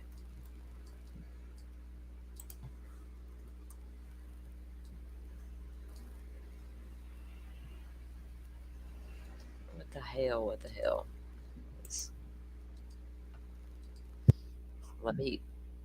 There we go. And Taylor seems to want to question, meaning the sequence of the Elantra driving around, doing various loops, seemingly surveilling the area, the night that Madison Mogan, Kaylee Gonzalez, Ethan Chapin, and Xander Kernodle were all killed by who I believe is Brian Koberger, because his DNA was found on a knife sheath left at the crime scene while a white Elantra missing a front license Yep. plate You don't have to was agree with parked Gray. We're outside. just using Now, this for a and visual. Taylor would argue that's not the same Elantra, it's a different car because you can't absolutely tell. And as if timing doesn't matter at all. It's absolutely a sequence here. So they're discussing this 1125 Ridge Road video here that says that around 3:29 the vehicle spotted there. Now I can't find that location where she said that. I think it was in that portion about the 3:29 could have been in a document, or it could have been in another hearing portion, but I wasn't able to find that. But I remember her saying that specifically, that was at 3:29. All right, so let's go over what it said in the probable cause document back in the day. I mean, so this has all been known, and it's really kind of simple to follow. A review of camera footage indicated that a white sedan, hereafter suspect vehicle 1, was observed traveling westbound in the 700 block of Indian Hills Drive. Now make sure to watch here, because I actually drove this exact route and timed it, and I'll show it to you on the screen, okay? It was observed traveling westbound in the 700 block of Indian Hills Drive in Moscow at approximately 3:26 a.m. And it could be 3:26 and 24 seconds. We don't know. And westbound at Steiner Avenue at Idaho State Highway 95 in Moscow at approximately 3:28 a.m. On this video, it appears suspect vehicle 1 was not displaying a front license plate. So what we're seeing right now is this is Indian Hills Drive. The vehicle's headed this direction, suspect vehicle 1. And just a couple minutes later, it's spotted right here at this A&W. Now, 1125 Ridge Road, which is not mentioned in the probable cause document, is right here, but apparently at 3:29 it drives by there. Then we have leaked footage on Linda Lane right here at 3:29:49 right there. Then we have also leaked footage from another Linda Lane camera back here filming the white Elantra drive back behind. Review of footage from multiple videos obtained from the King Road neighborhood shows multiple sightings of suspect vehicle 1 starting at 3:29. So that's likely the Ridge Road camera that they're basing this on, 3:29. It could also be the Linda Lane camera that's filming out towards Taylor Avenue. And then ending at 4:20 a.m. These sightings show suspect vehicle 1 makes an initial 3 passes by 1122 King Road residents and then leave via Willanta Drive. All right, so we see right there, it's 3:29. That's the initial pass coming in. Now, Ann Taylor, in her attempt to sort of confuse people, used the 356 image in her documents recently. And so that doesn't marry up with some of the information that's been being discussed online and in some of the hearings that they've had. And she picked the worst image she could possibly find to use. Now we know that that camera at 1112 King Road has very clear video footage, but the lights on the vehicle blow out the ability to see if it had a front license plate or not. But the timing is absolutely perfect. So let's take a look at some of the comments that were made in these hearings. And the defendant appears to argue that, well, the vehicle specialist shouldn't have relied on this video because they can't tell that was a Hyundai Elantra. To them, it doesn't look like, I guess, a Hyundai Elantra. And the video that is clear, well, they take issue with that video because, and specifically we're talking about 1125 Ridge Road, because they say, well, that can't be surveillance video of the white Elantra, even though it was caught on video about 0.3 miles from the crime scene, about 3 minutes right before when we see the suspect vehicle enter the area of the crime scene. I mean, to be honest with you, she doesn't really word things very well either. What she's trying to say is that the vehicle was identified at the 1125 Ridge Road camera, and it was Brian Koberger's vehicle, and it was a quarter of a mile from the crime scene. Which 0.3 and 3 minutes appear to be the amount of time it would take the vehicle to travel to the area of the crime scene. So let's talk about That portion, what she was saying there, was really accurate, because I'll show you that the timing is absolutely amazing. It's perfect. The amount of time it would take to drive from each of the various location to location. Now, of course, it depends on speed, so I'm off by 3 seconds on one of them and maybe 6 seconds on one of the other videos, but it's obviously the same vehicle driving around at 3:29-ish in the morning. the vehicle. The court asked some questions about what the magistrate could see in the PC affidavit. The way it's laid out would cause one to think that the vehicle's identified on the camera near the house, and that's not so. It's not identifiable. The state's expert said it's not identifiable from that particular video. It's piecing together the other videos that they come up with something. What's the evidence that law enforcement relied on the Ridge Road footage to identify the vehicle? What did they rely on? What's the evidence that they relied on Ridge Road, which you say doesn't show anything? What's the evidence they relied on that to ID the vehicle? They relied on the Ridge Road camera, and you can see that in the emails from Imel and the other law enforcement officers when they say they have Paradise Creek Road, and then they say we finally got a good one, and it produced to us is the 1125 Ridge Road footage and photograph, and that's the only one that you can make a positive ID on. See, right there, she admits it makes a positive ID. In the car. I mean, so she's literally admitting it. Now, what I'm doing right here is on the screen, I put a time clock at 3:24 and 58 seconds, and I have it linked up where it drives by the 700 Indian Hills Drive at like around, I think it's 3:26 and maybe 20 seconds or so. And you'll see how perfect the timing is. Watch. So obviously at 3-something in the morning, there isn't a lot of waiting around for other cars. This time of night when I was there was like 7:30. So people are, maybe went out and had dinner, coming home, a little bit more traffic, obviously. But I don't think Koberger was speeding through the neighborhoods on his route there, because he wouldn't have wanted to get pulled over. So he's just driving, a regular pace here. Now where we're looking at right now is right here on the map. Hold on, right over there. We just turn like this and we'll be going up like that and taking a left on Indian Hills Drive.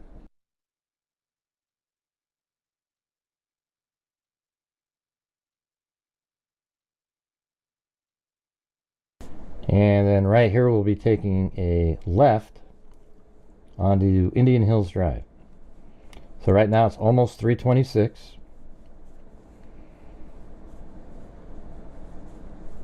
And it might even be closer to 3:26. It's coming up right. I actually slowed down a little bit. And we just passed the property that had the surveillance camera on it at 3:26:13. All right. So we just passed here. And now you can see we're starting to take a left, and we'll curve around. In just a moment, we'll make a long curve. And I guess the police station's down there. It's just pure coincidence. There's no way in hell he was looking at the police station to see who's driving in and out. I mean, it just doesn't make any sense. All right, so right now it's making this turn, coming around like this. Jeff H., if you're in here, Gray disagrees with you. And he wasn't looking at the popo. This, and it'll straighten out and make its way to Steiner Avenue. And then take a left. All right, so get back to the video. I'll play it again at the end, marrying up the surveillance footage that's out there as well.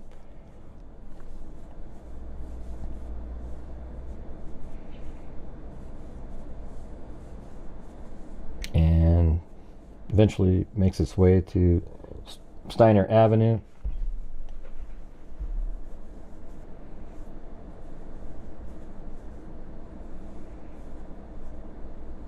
And that's going to be right here. And then after the vehicle takes a left on Steiner Avenue, it's going to go right through this intersection, and that's where the A&W is. And look what time it is, 3:27:40. Remember, it passes the A&W at approximately 3:28. So here we go.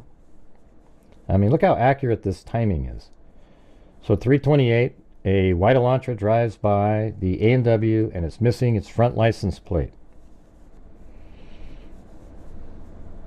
Now here's a light here. Now it's possible that time of night, depending on the traffic, it seems like at that time of night at 3:30 there wouldn't be very much, so there wouldn't be much waiting right here. And I don't have to wait that much. It's just like maybe 5-6 seconds, right? And then we make it through the light and it's 3:28, 24 seconds. Absolutely consistent with the PCA, would be approximately 3:28. And now we're driving forward. I've really brightened up the light on these videos. It's much darker than this. So 3:28, and we're just about to Ridge Road. We're just about right here, making that turn. And there it is. That's the building right there that has the camera on it. And look what time it is. 3:29.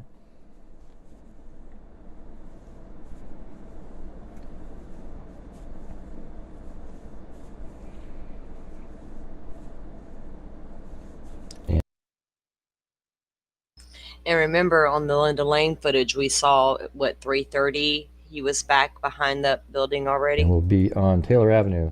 I think I might be waiting here for a moment for a car to drive by. There's one right there. And I usually drive a little fast, you know. I'm not a speed demon. I did get a ticket there, 35 and a 25. And now we're driving, and in a moment here, at 3:29:35, you'll see there's a street on the left just after this road right here. There'll be a street on the left. I slow down. It's right here. Look at that. 3:29:46. Okay, that is the Linda Lane camera that films out towards the street, and that is this one right here. I'm gonna load it up. So it's hard to make out, but you can see down here. If I move the camera forward to 3, down at the bottom of the screen, you can just see it right down I had this here. on one of my videos. I'm This gonna move clip. it to 3:29, and that's 39 You'll see seconds. it pass back here. 40, and then there's the vehicle right there. Boom, and it drives by right there at There. 3:29:49, and then back to the video where I was driving, and the clock at the top, it's 3:29:46. That's 3 seconds off. You know, and that just comes down to if you have to stop or if you're driving quicker, etc. So it's 3:29:48. And then you can see Sigma Chi on the right down there. Band Field is just there on the right.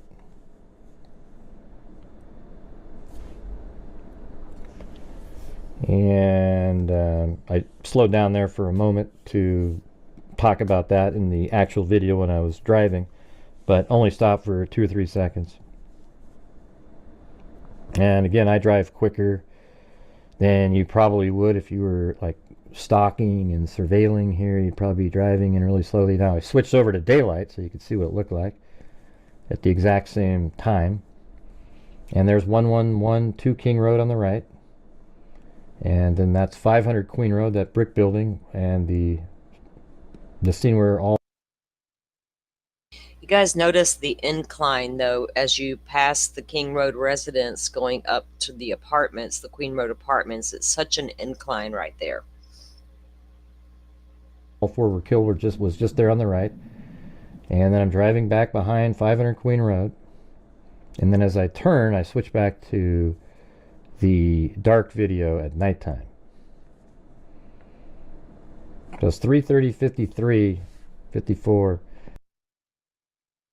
So that's the back parking lot that we saw the car come into, and he literally just passed right in front of the Linda Lane footage that we were seeing of the car coming out of that parking lot. And now he's going back toward behind the buildings. Now if we open up this video right here, it's all right, and right now you can see at 3:30, and you know, it's 51, 52, 53, 54, 55, 56. And 57, 58 is making that turn. So 3:30 and 58 seconds it's making that turn. And then back to the video when I was out there filming. Look at it, it's 3:30:56, just a little around that corner. So it's really only like 3 or 4 seconds off. It's crazy. Absolutely perfect timing. And then you go around behind 500 Queen Road, and then the vehicle will stop and park right next to the house. And I think the location that I park is really almost exactly where you would think Kohberger might have parked. Now, right here, look at where, from this position, you can see right into Madison Mogen's room and the lights.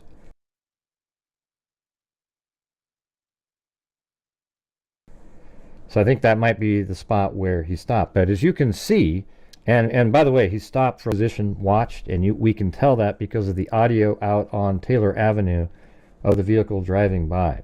And now it's 3:31:21, and this is the end of the sequencing that I'm going to be showing you on this video. Hopefully someday somebody will release more video and we can start linking more of it together, but unfortunately there's people that actually deleted or didn't put out on the internet the exact time frame on Linda Lane that shoots out towards Taylor Avenue. That is important. It's amazing. They got rid of exactly that time frame and put everything else out there so people could speculate on every Tom, Dick, and Harry car that drove by, instead of focusing in on the white Elantra and its movements during the time frame that's mentioned in the PCA. All right, now next what I'm going to play is the full drive again, but with the surveillance footage put into the scene onto the side with the clock on it. Yes, Pokemon. He's actually been there a couple of times and drove some different routes that the PCA had out, but this is Gray's video when he drove the route down through Indian Hills, and he went the same exact route described in the PCA. And I think when he's got a video out somewhere of his drive out of Moscow as if he was suspect vehicle 1. And I think that's the one where he gets pulled over for speeding. So that you can watch it as it's happening and see how close it is without me interrupting. All right, and so here we go. I'm going to be talking during it, but I won't stop the video or anything like that. All right, look at it. It's 3:25:05. We're heading around, and we're heading towards Indian Hills Drive, where on the PCA, that's the first time it mentions in that document when the vehicle was seen. Now, since that time, they may have found more footage somewhere else, but they have him on Indian Hills Drive at 3:26. And like I was saying before, the traffic probably would be almost none at that time in the morning. Well, he says almost none, but there was and a then DoorDash I believe driver. This is Indian Hills Drive right here. He said almost. No. I wasn't take a being left critical here. of the almost. And then as we're driving here, see that house with all the Christmas lights on it? It's the house just before that one. This one right here on the left is the one that has a camera on it.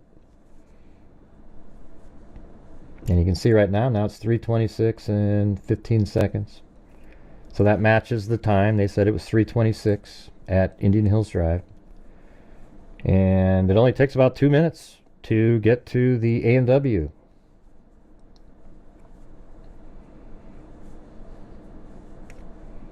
And we're just winding around in the hills now.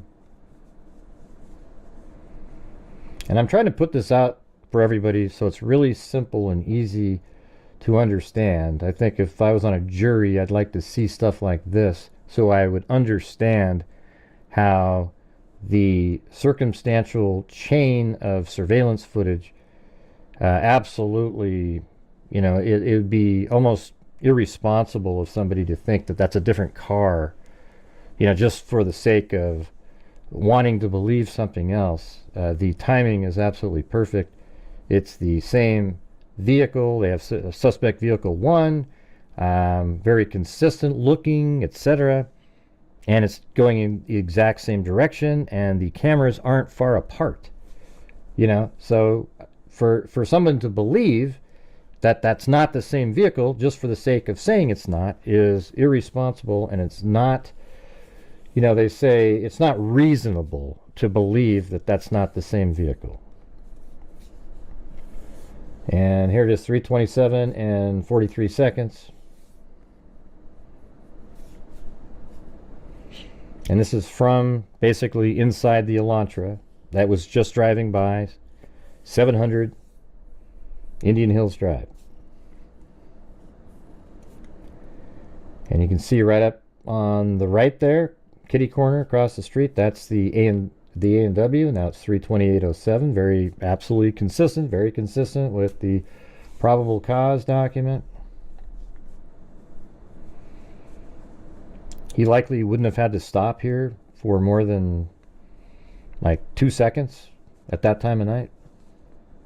I'm driving around again, like I said, at 7:30. There's the A&W on it with. And that A&W is where they have video footage at, and that's the screenshot that was leaked out very early on by the gas station attendant. Cameras, and it was able to determine that there was no front license plate on this suspect vehicle number 1. And now it's 3:28 and 41 seconds. And we're on Steiner Avenue. And right where that vehicle is up there that took a left, that is the Ridge Road camera. And that was at 3:29-ish, so that's really close. We're probably off by 4 seconds right there. And that all comes down to how fast somebody's driving. And then right here, we were taking a left onto Taylor Avenue.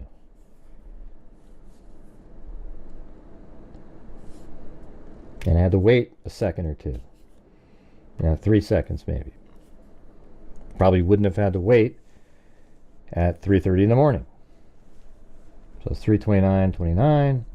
I drive quicker, so maybe there's sort of like a nice little average out there for me having to wait, and then I drive quicker.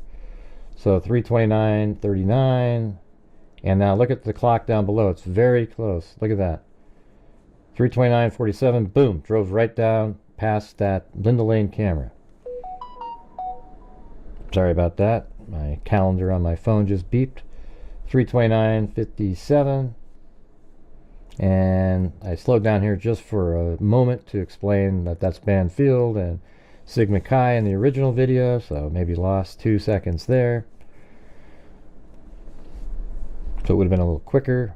But again, I drive quicker. And then you take a left here onto King Road.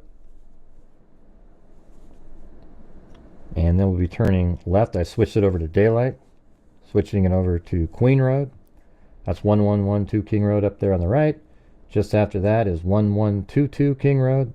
The house where all victims were killed there on the right. And then we're driving up here now. He probably drove a lot slower and more steady back through here. But again, it's very consistent. Look what time it is. 3:30 and 47, 48, 49, 50. Then I switch over. Now you can see it's 58. So it's like 4 or 5 seconds off. And that's it. Okay? As the vehicle, I'm a little bit ahead of it because I drove quicker. And then I'm just going to show you the rest of it. Come around, and then I switch over to day. Isn't it crazy how dark it is back there? Yep. Like once you're back there and your car lights are off, it is so dark back there. Like not, just like the apartment lights or whatever, but there's no street pole lights, none of that going on back there. It's insane. Daylight again, right there. Turn and park right. Now, can you imagine it if it was, dark at that time? This is going on in real time. It would have been so dark, and like you said, perfect view of Maddie's bedroom, perfect view. and it's so dark, right? Pitch black. You would know if Maddie's bedroom lights were still on or off. There would be no light pollution to convolute that situation at all. Right here. Right by the house, and I think that's likely where he parked, because you could see right into Madison Mogan's room, and as you can see, that's 3:31 and 28 seconds. All right, everybody. I know. I thought that was a good video with a good visual. It's always good to get a good take on the scene. You know what I mean? That helped a lot with Delphi and Idaho.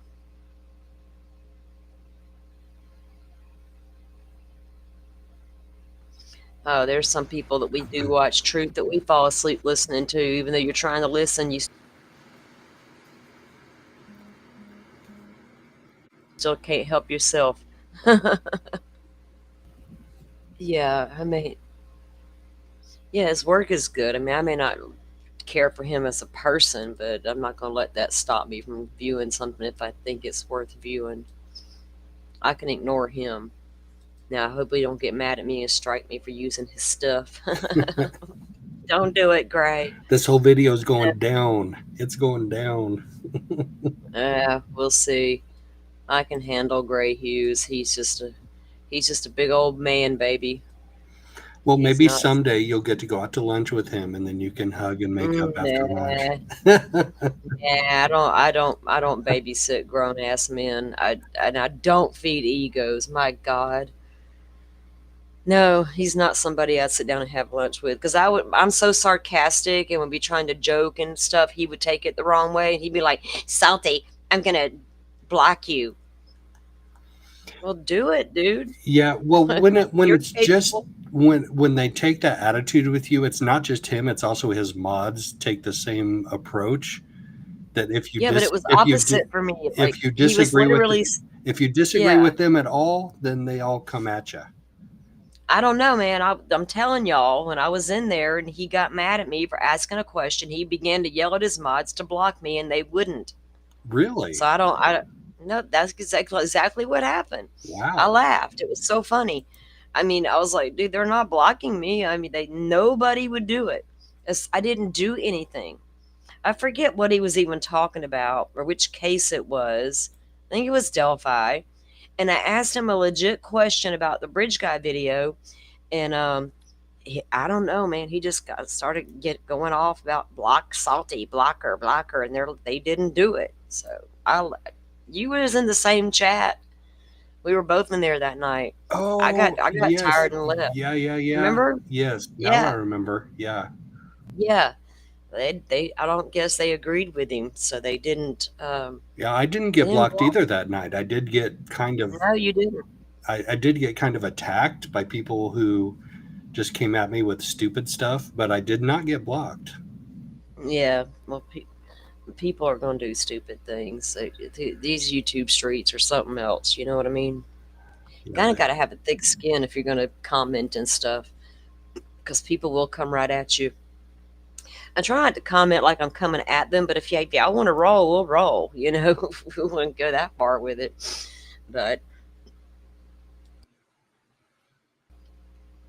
so what do you guys think? Do you think that those camera spottings and the timing and all that adds up like that? If they can lay it out like that in court, would it make a difference to you? I mean, even if they don't have, because we know this is a lot of probable cause or circumstantial type stuff, but that's pretty compelling probable cause in my opinion. I don't know how much better. And that Linda Lane so he must have come out of Steiner, went straight across in order for that Ridge Road camera to pick that car up. And it must have picked the car up as it passed, because I'll pull up the map real quick and show you what I'm looking at and how I still can't figure out, Firefly, what he was doing over there on Indian Hills to start with. Like, I was studying the map and why would you we keep wondering why. I still haven't got there yet, girl. Okay. Let me get this up on the computer because it's on my phone with what I was looking at. There we go. Okay, let me pull my screen up here.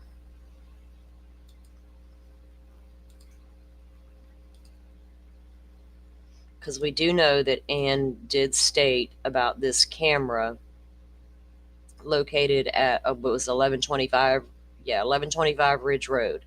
There's a camera here that picks up the car.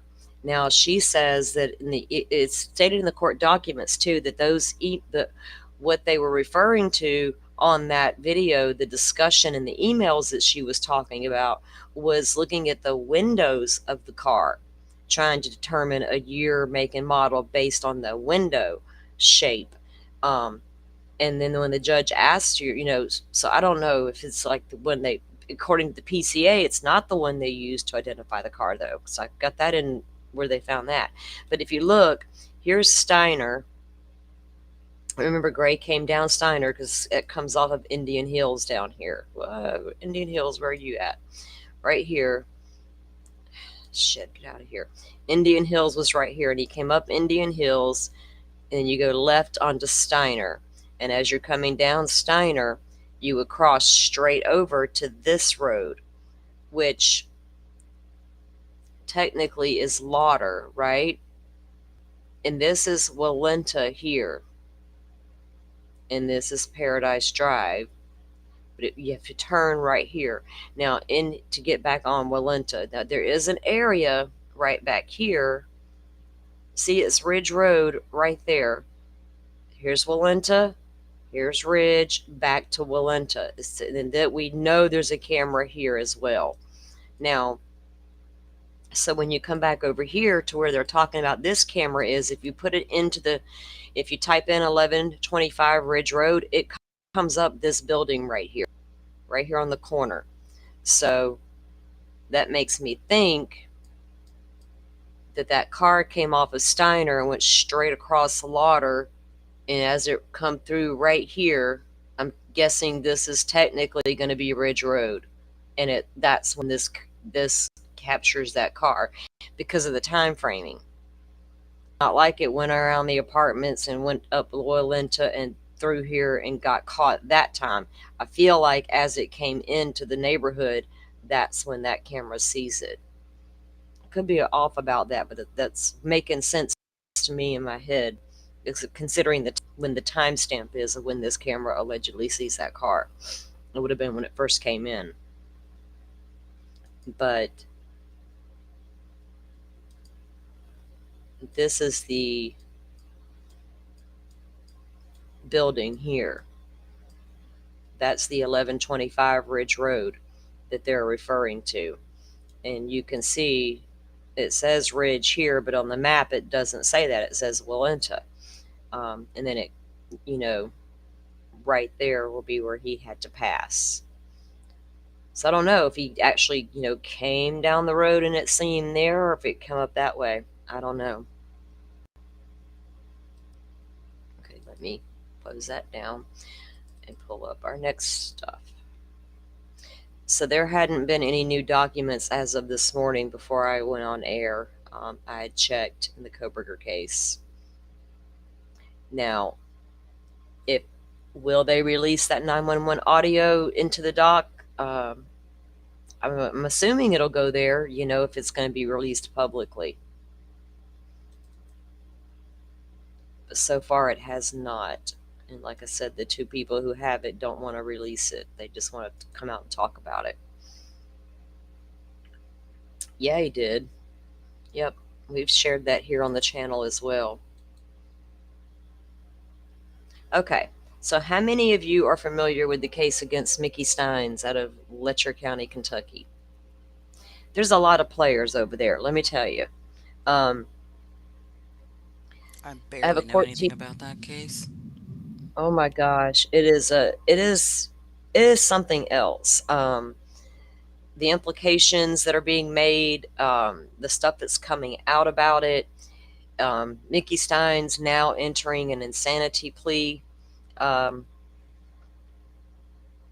there's just a lot. So we're going to take a look at a couple of things. There's a good court TV piece, but Anjanette Levy actually has an interview that she did, I think, a day or two ago with Mickey Stines' attorney. So I think I want to start there. Let me pull her up. Let me get her going here.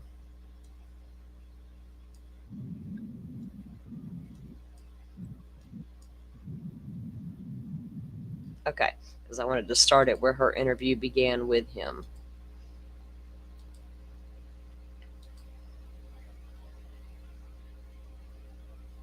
Yes, this is Mickey Stines, who shot Judge Kevin Mullins in his chambers. Okay, so this is a piece, like I said, from Law and Crime, Anjanette Levy, that she did, and she's done a couple of these, and she's talked to this attorney a couple times. This is Jeremy Bartlett, I think it's his last name. He and his wife are representing Mickey Stines. What may have been going on? We know about the deposition in the lawsuit. Okay, in case you guys don't know the backstory here. So Deputy Ben Fields was the bailiff for the judge, Judge Mullins. Mickey Stines was the sheriff. He used to be the judge's bailiff. So he had become sheriff. Ben Fields was the new bailiff. He'd been bailiff for a while. So what they were doing, or not they, what Ben was doing was he was also running the program where the girls wore the ankle monitors to get out of jail once they had some drug charges, part of drug court. So in exchange for paying for their ankle monitors to be monitored every month to stay out of jail, he was exchanging sexual favors in the judge's chambers. Okay, so then you have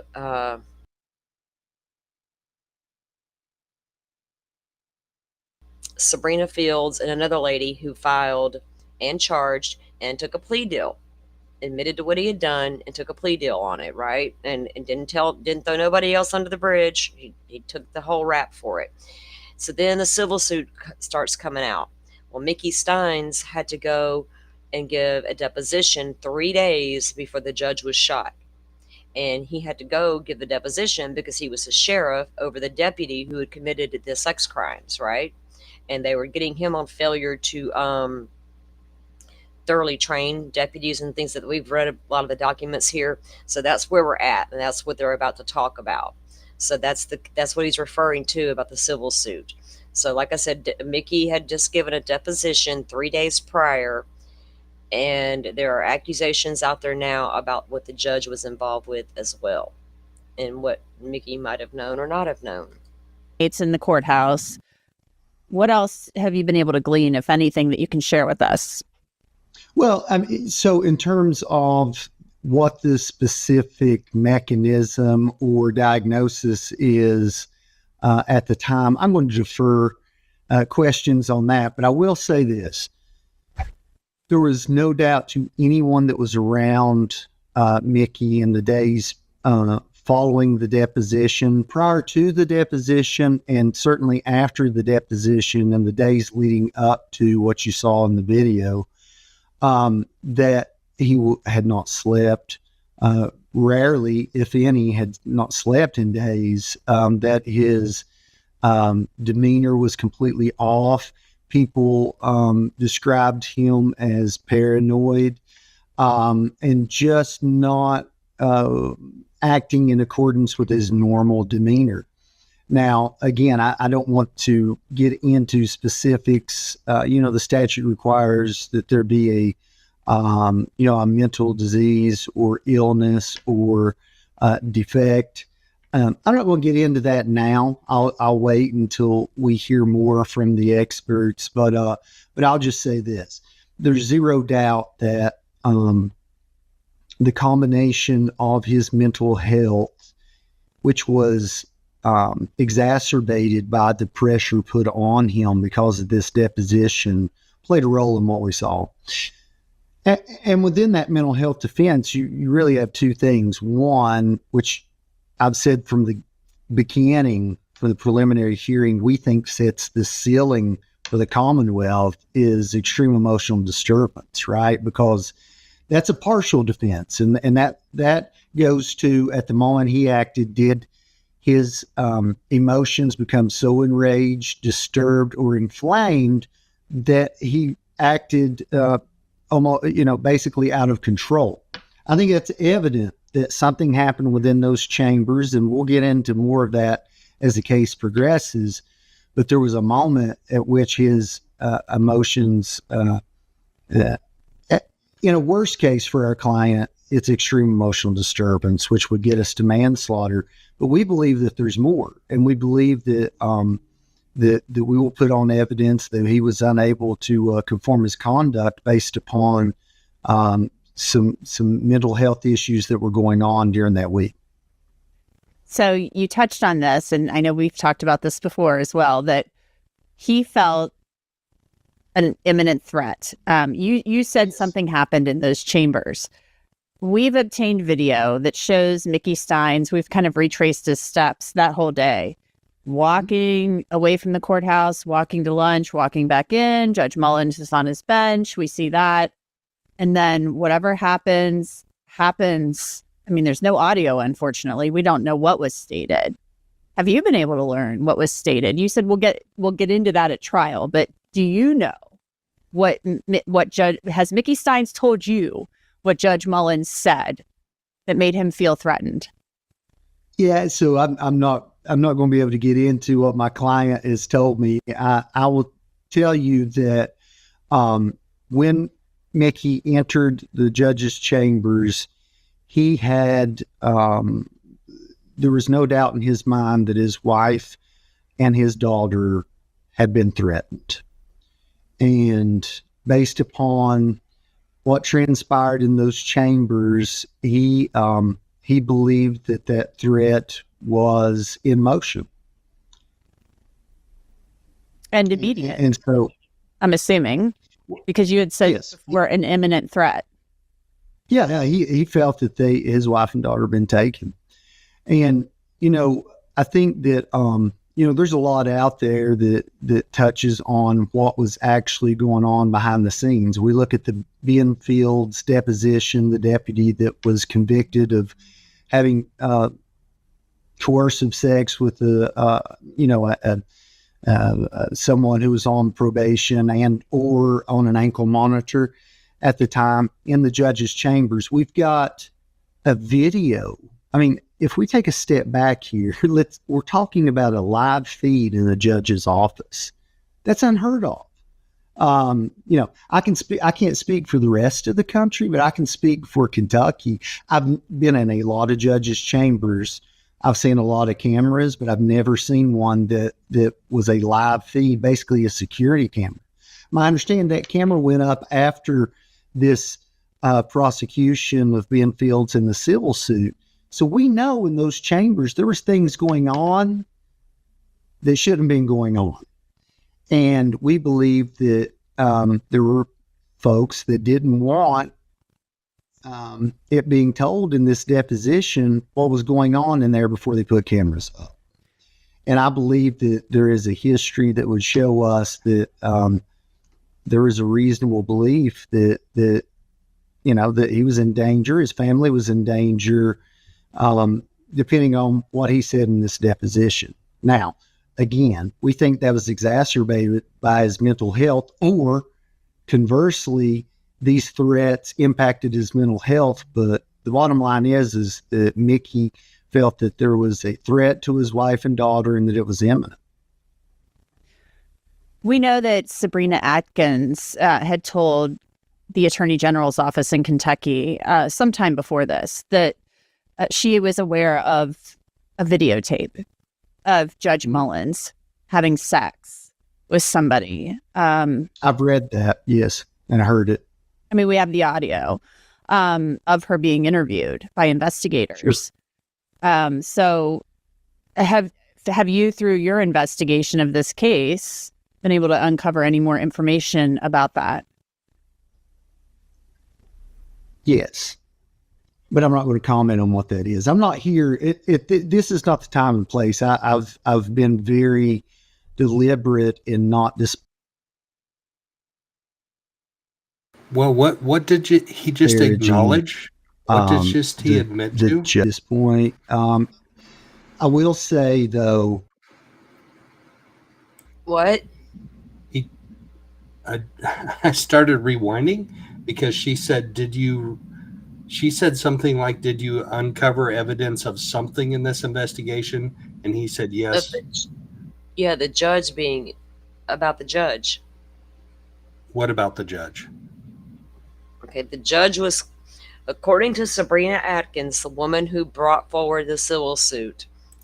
And I've heard I've heard what Anjanette just referred to, her recorded interview with the authorities. She says there's another guy involved, but she said that she saw a video of Judge Mullins in chambers having sex with other women. The judge. The judge, yes. This judge was involved with something. Okay, there, and he's not the only one. There's a whole lot to unpack with this story. We're just getting started. Like literally. Wow. But yes, the judge. Wow. So he's being real careful about what he's trying to say right now. Yes, because he is the defense attorney, right? For the guy charged with the murder. that we're pretty confident that there were matters that could have been revealed in the deposition that people didn't want told. Sure. And obviously, we don't want to disparage Judge Mullins, but this is a key question in the case, and what Mickey Stines knew and when and what have you. So you filed the notice. He's going to plead insanity. What happens next? I know he has to be evaluated. So what's next? You said there's a backlog of 18 months for him to be evaluated by the state. So where do we go from here? Yeah. So I'll take a step back. So the notice says that we may rely on that defense. And we've given notice that we very well may introduce insanity as a defense. And I think that we very well may. But, what you have to understand is in putting on this particular defense, it's going to be vital to know what was going on around Mickey to understand why it was reasonable or unreasonable to believe that his family was threatened. And so, there's a lot more to this than, to say that we're going to rely on the insanity defense, yes. But, along with telling the story of his mental health, there's a lot of surrounding story that's inextricably intertwined with it that we'll have to tell and as part of his defense. But in terms of procedurally, we've given notice and we believe that if the state, they've not responded saying they want to have him examined in writing, it's my understanding they do. They will, I'm sure. But once they do that and the judge orders him to be evaluated, then at that point, it's up to the state facility and their experts as to when they conduct the testing that they see fit. And as I've said in my filing, I think the statute's pretty clear that our expert gets to participate. Jeremy Bartley, as always, appreciate your time. Thanks so much for coming back on. And Jeanette, it's always good talking. All right, guys. I'm actually on hold with my pharmacy. They tried to call when I was in the middle of that. All right, let me get this other thing pulled up here so we can start reviewing it. We don't know, Firefly. That's not been brought up in any of the documents yet. No, we don't know what he knew or didn't know. We don't even know what all he testified to in the deposition. I do have some of that paperwork. We went over, what should we go over? Some of the deposition stuff we went over. And actually, Joe and I, we read the deposition, right? Yes. Yes, we did. Yeah, we did. And there was nothing in there that, okay,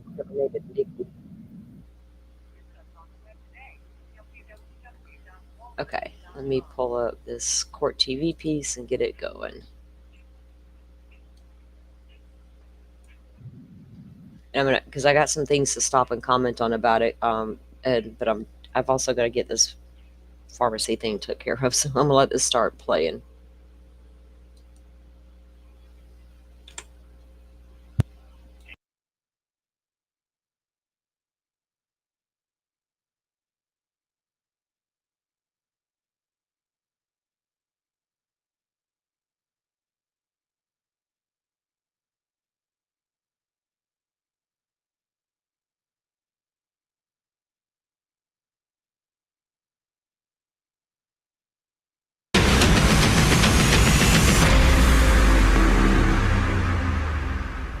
I'm Benny Politan. The subject of my investigation, the shooting of a Kentucky judge in his chambers by the sheriff. This was not a whodunit, but was and is a why did he do it case.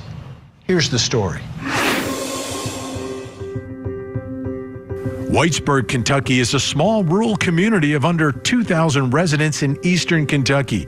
It's the kind of place where everyone knows each other. A place where many folks have both personal and professional connections. And that was the situation with the local sheriff, Mickey Stines, and the only judge in town, Kevin Mullins, both with great reputations, known especially for their work in trying to help their community battle the opioid epidemic, which was taking so many lives and destroying so many families. On September 19th, 2024, the judge and the sheriff grabbed lunch together with some other people. Later that afternoon, the sheriff headed back to the judge's chambers. Once he got there, he went into the judge's office for a closed-door private meeting. What happened next? No one in this small town expected. The sheriff fired his gun several times, taking the life of Judge Mullins inside his own chambers. Now, with Sheriff Mickey Stines charged with first-degree murder and much of what happened that day being captured on surveillance camera inside and outside the courthouse, everyone's wondering if the videos are the key to understanding what happened that day. The video is an extremely significant part of this story, this investigation, and will be a part of this trial. That's because we're talking about the middle of the day, inside and outside of a courthouse. And there are surveillance cameras everywhere. They're inside the judge's chambers where the shooting took place. They're in the hallways, in the courtrooms, outside the courthouse, across the street. There are cameras everywhere capturing everything that is happening. We've been going through a lot of those videos. We're going to show you tonight and break it down part by part, piece by piece, what this video shows. And we're going to begin with the video from before the sheriff and before the judge go to lunch. So this is sort of the video in the beginning of the day. And I want to bring in Court TV field reporter Cody Thomas, who spent time out there and has been going through all these videos for you, and he's here to break them all down. Cody? Good evening, Vinny. Of course, as you just said, naturally, we have to begin at the beginning of that day, specifically around lunchtime. Now, let's start right here inside the courthouse. This is around 12:07 p.m. To the right of your screen, you can see Sheriff Mickey Stines in that doorway. He's looking down at his phone. He's just calm, cool, collected, like any old Thursday. He comes out of this door, he walks out, exits into what looks like a break room, presumably with other staff that works inside the courthouse. It looks like 5 people in there. He walks through the break room, doesn't really say much to anyone, but everyone's just chilling out, relaxing. He's standing in the doorway, and then look, right there at the bottom of your screen, there is Judge Kevin Mullins. Now we have Judge Mullins and Sheriff Stines in this break room at the same time. But interestingly enough, Sheriff Stines. I want to point out something really quick, and we're going to get into it in a little bit. But this guy sitting over here with the pink shirt with his feet all up, that is Judge Mullins' ex-brother-in-law, prosecutor. This lady over here on the right-hand side with their hair pulled up, That is the wife of Deputy Ben Fields, who was prosecuted, took a plea deal for sexually assaulting women in the judge's chambers. And here she is all hanging out in the break room with the good old boys. So where in the timeline of this video, where does her husband getting indicted and charged and convicted fit? Like, has he already been done? Oh, yeah. Yeah. This is after that? This is like, yeah, this is right. This is September 19th, 2024, 12:07. This is not long before the judge was shot. But there she is sitting there, just like, and she goes to lunch with him all the time. And now somebody's phone, a female's phone was taken like right after that luncheon, in connection with this case. And I don't, there was some text message exchanges. I don't know if it was hers or not, but she was employed by the sheriff's department. Her name is Angie. And there's some interesting things about her.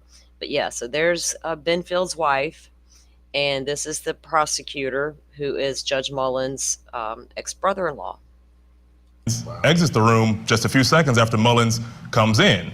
But now we see Mullins just standing here, talking with everyone again, presumably to work inside that courthouse, laughing it up. This woman comes back towards him, says a few words to him. Of course, she's smiling, walks back. And then we see a few minutes later here, now at just afternoon, 12:11 p.m., you see Sheriff Stines coming in through the front door of the courthouse. We don't know where he's coming from, but he gets here in the middle of the hallway, then he stops and turns around, and then he exits the courthouse again. He walks right back out this door, as if he'd forgotten something or something was on his mind that caused him to tick and come back outside the courthouse. And this is just another angle of that. He walks through and then exits the courthouse. And now this is around noon. This is actually in the judge's chambers where that shooting. What? The way that he is carrying his sidearm is incredibly unprofessional. Well, dude wasn't very well trained to begin. When we read the stuff, he wasn't even well trained, remember? Yeah. Oh, good Lord. Occurred. You can see Sheriff Stines sitting across the desk from Judge Mullins. This is Judge Mullins' chambers with two other guys sitting in there. Everyone's calm, everyone's collected, everyone's just talking, just a couple of guys sitting around. You see Judge Mullins lighting a cigarette inside. Then just a few minutes later, you see Sheriff Stines stand up. Looks like he says a few things to the boys. He's standing there talking to Judge Mullins. He walks out the doorway. He takes another pause, turns back and says a few more words, leaves the room. Judge Mullins again stays in here with these guys, presuming to work inside the courthouse, or maybe they just knew each other because it's a very small community, 1,100 people in the entire county.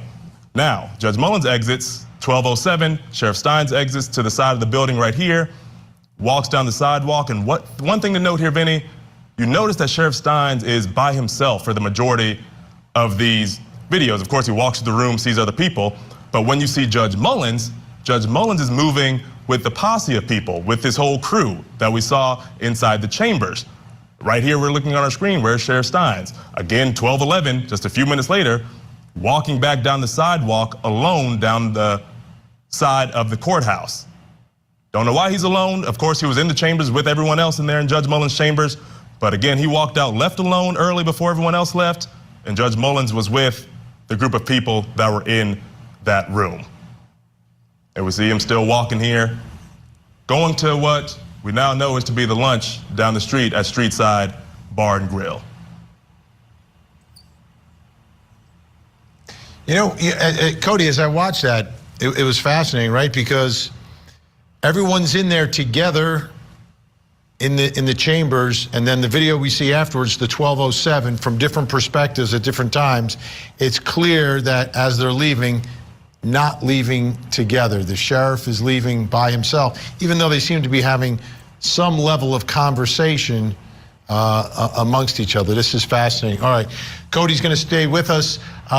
Let's get to the first question in our investigation tonight, which is, what do the before lunch videos reveal that we just saw? What sort of insight, and can we put a little more context around all of it? Let's bring in our guests. Joining me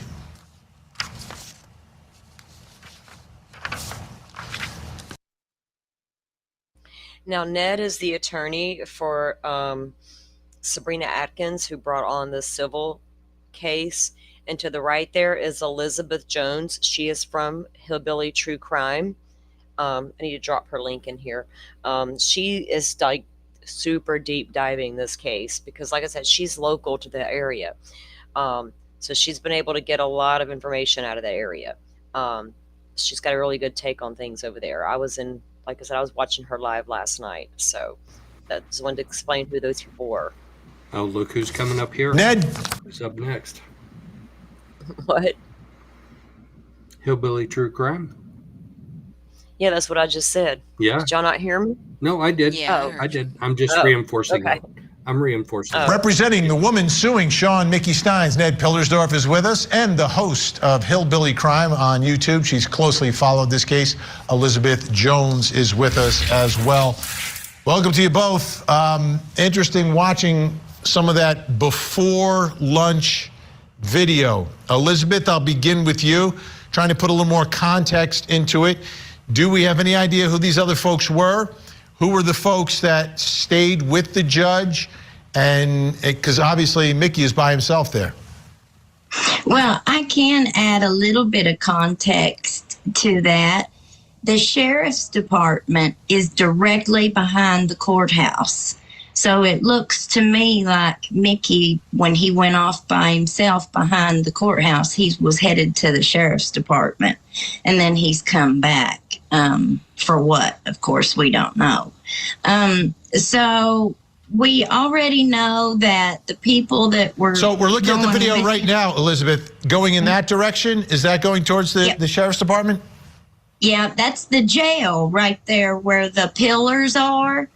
That's the entrance to the jail that's in the basement of the courthouse. And I think that's the only entrance to it besides the Sally Port where we saw him in the other video. And then the sheriff's department is in a building just right across that back alley there behind the courthouse. And Elizabeth, you were going to add something to that. Go ahead, please. Oh, I was just going to say the people that were walking with him down there to that lunch, that was one of his, or walking with the judge, was one of Mickey's deputies and in the depositions. And I'm not sure who the woman was. I don't know if that, well, I don't want to say until I find out, but I'll find out. Absolutely. Ned Pillersdorf, as we watch what's happening here before the lunch, does anything strike you as giving us any idea that this is anything other than a normal day? It does appear to be a normal day, but really to put this in context, you know, generally judges are supposed to be independent and not associating with people who are likely before them in court. And my experience in that courthouse was that conference room you saw is sometimes where my clients' fates are discussed and decided. And the fact that the judge is having an informal meeting with the sheriff, who's got numerous cases in front of him, in one sense is unsettling. You certainly wouldn't see that with a federal judge, but it's a very informal situation there. You know, on the other hand, you know, what is the mystery here? There's something going on with Sheriff Stines, who's going to shoot this judge in about an hour, and it's just bewildering what's going on. Elizabeth Jones, any more context about early part of that day, the morning leading up to just before lunch? Well, it's been reported that Mickey and the man that was sitting in the windowsill, Michael, he's the preacher, and he's also the community liaison that works for the ARC Rehab Center, who's under investigation with the FBI for Medicaid fraud. So there's a whole lot of... Oh, damn. The preacher done got involved. That's the preacher man, right? Lord, the dolphin, right? The guy in the windowsill, that's the preacher man. Under investigation. Moving parts to this. That's not just the sheriff shooting the judge. Ned, your thoughts? Yeah, obviously we don't know what they're talking about, but this was the week that the sheriff had been deposed by your law firm. I wonder if that comes up at all in any of these conversations. Well, I've noticed that Stines' defense attorney keeps saying that somehow the deposition that in my office with my co-counsel on Monday led to the shooting on Thursday was somehow a motive in all this. It's inexplicable to me. I mean, when I heard of the shooting on Thursday, I admit the first thought I had was maybe the litigation I'm involved in has something to do with this. Now, his attorney keeps saying it's, quote, front and center of the motive, and there's all sorts of wild speculation as to what's really going on. You know, I've said before, I thought the sheriff's demeanor during my deposition, for lack of a better word, was odd. It wasn't your typical deposition of a sheriff in a civil rights case. But having said that, I have no idea why his defense attorney keeps saying that my litigation, the litigation me and my co-counsel are involved in, was somehow a motive in all this. But he keeps saying that. Yeah, I don't believe in coincidences. There's too much happening all at once here. All right, guests are going to stay with us. We've got more video to go through from that day. Coming up next, what do the lunchtime videos reveal? There had been a lunch meeting between. Okay, Vinny's music scared me, guys. Like, I wasn't expecting it. It scared me. It really did. I'm like, I looked around my room like, what the hell was that? Like, now I'm terrified to put any music in any of my videos.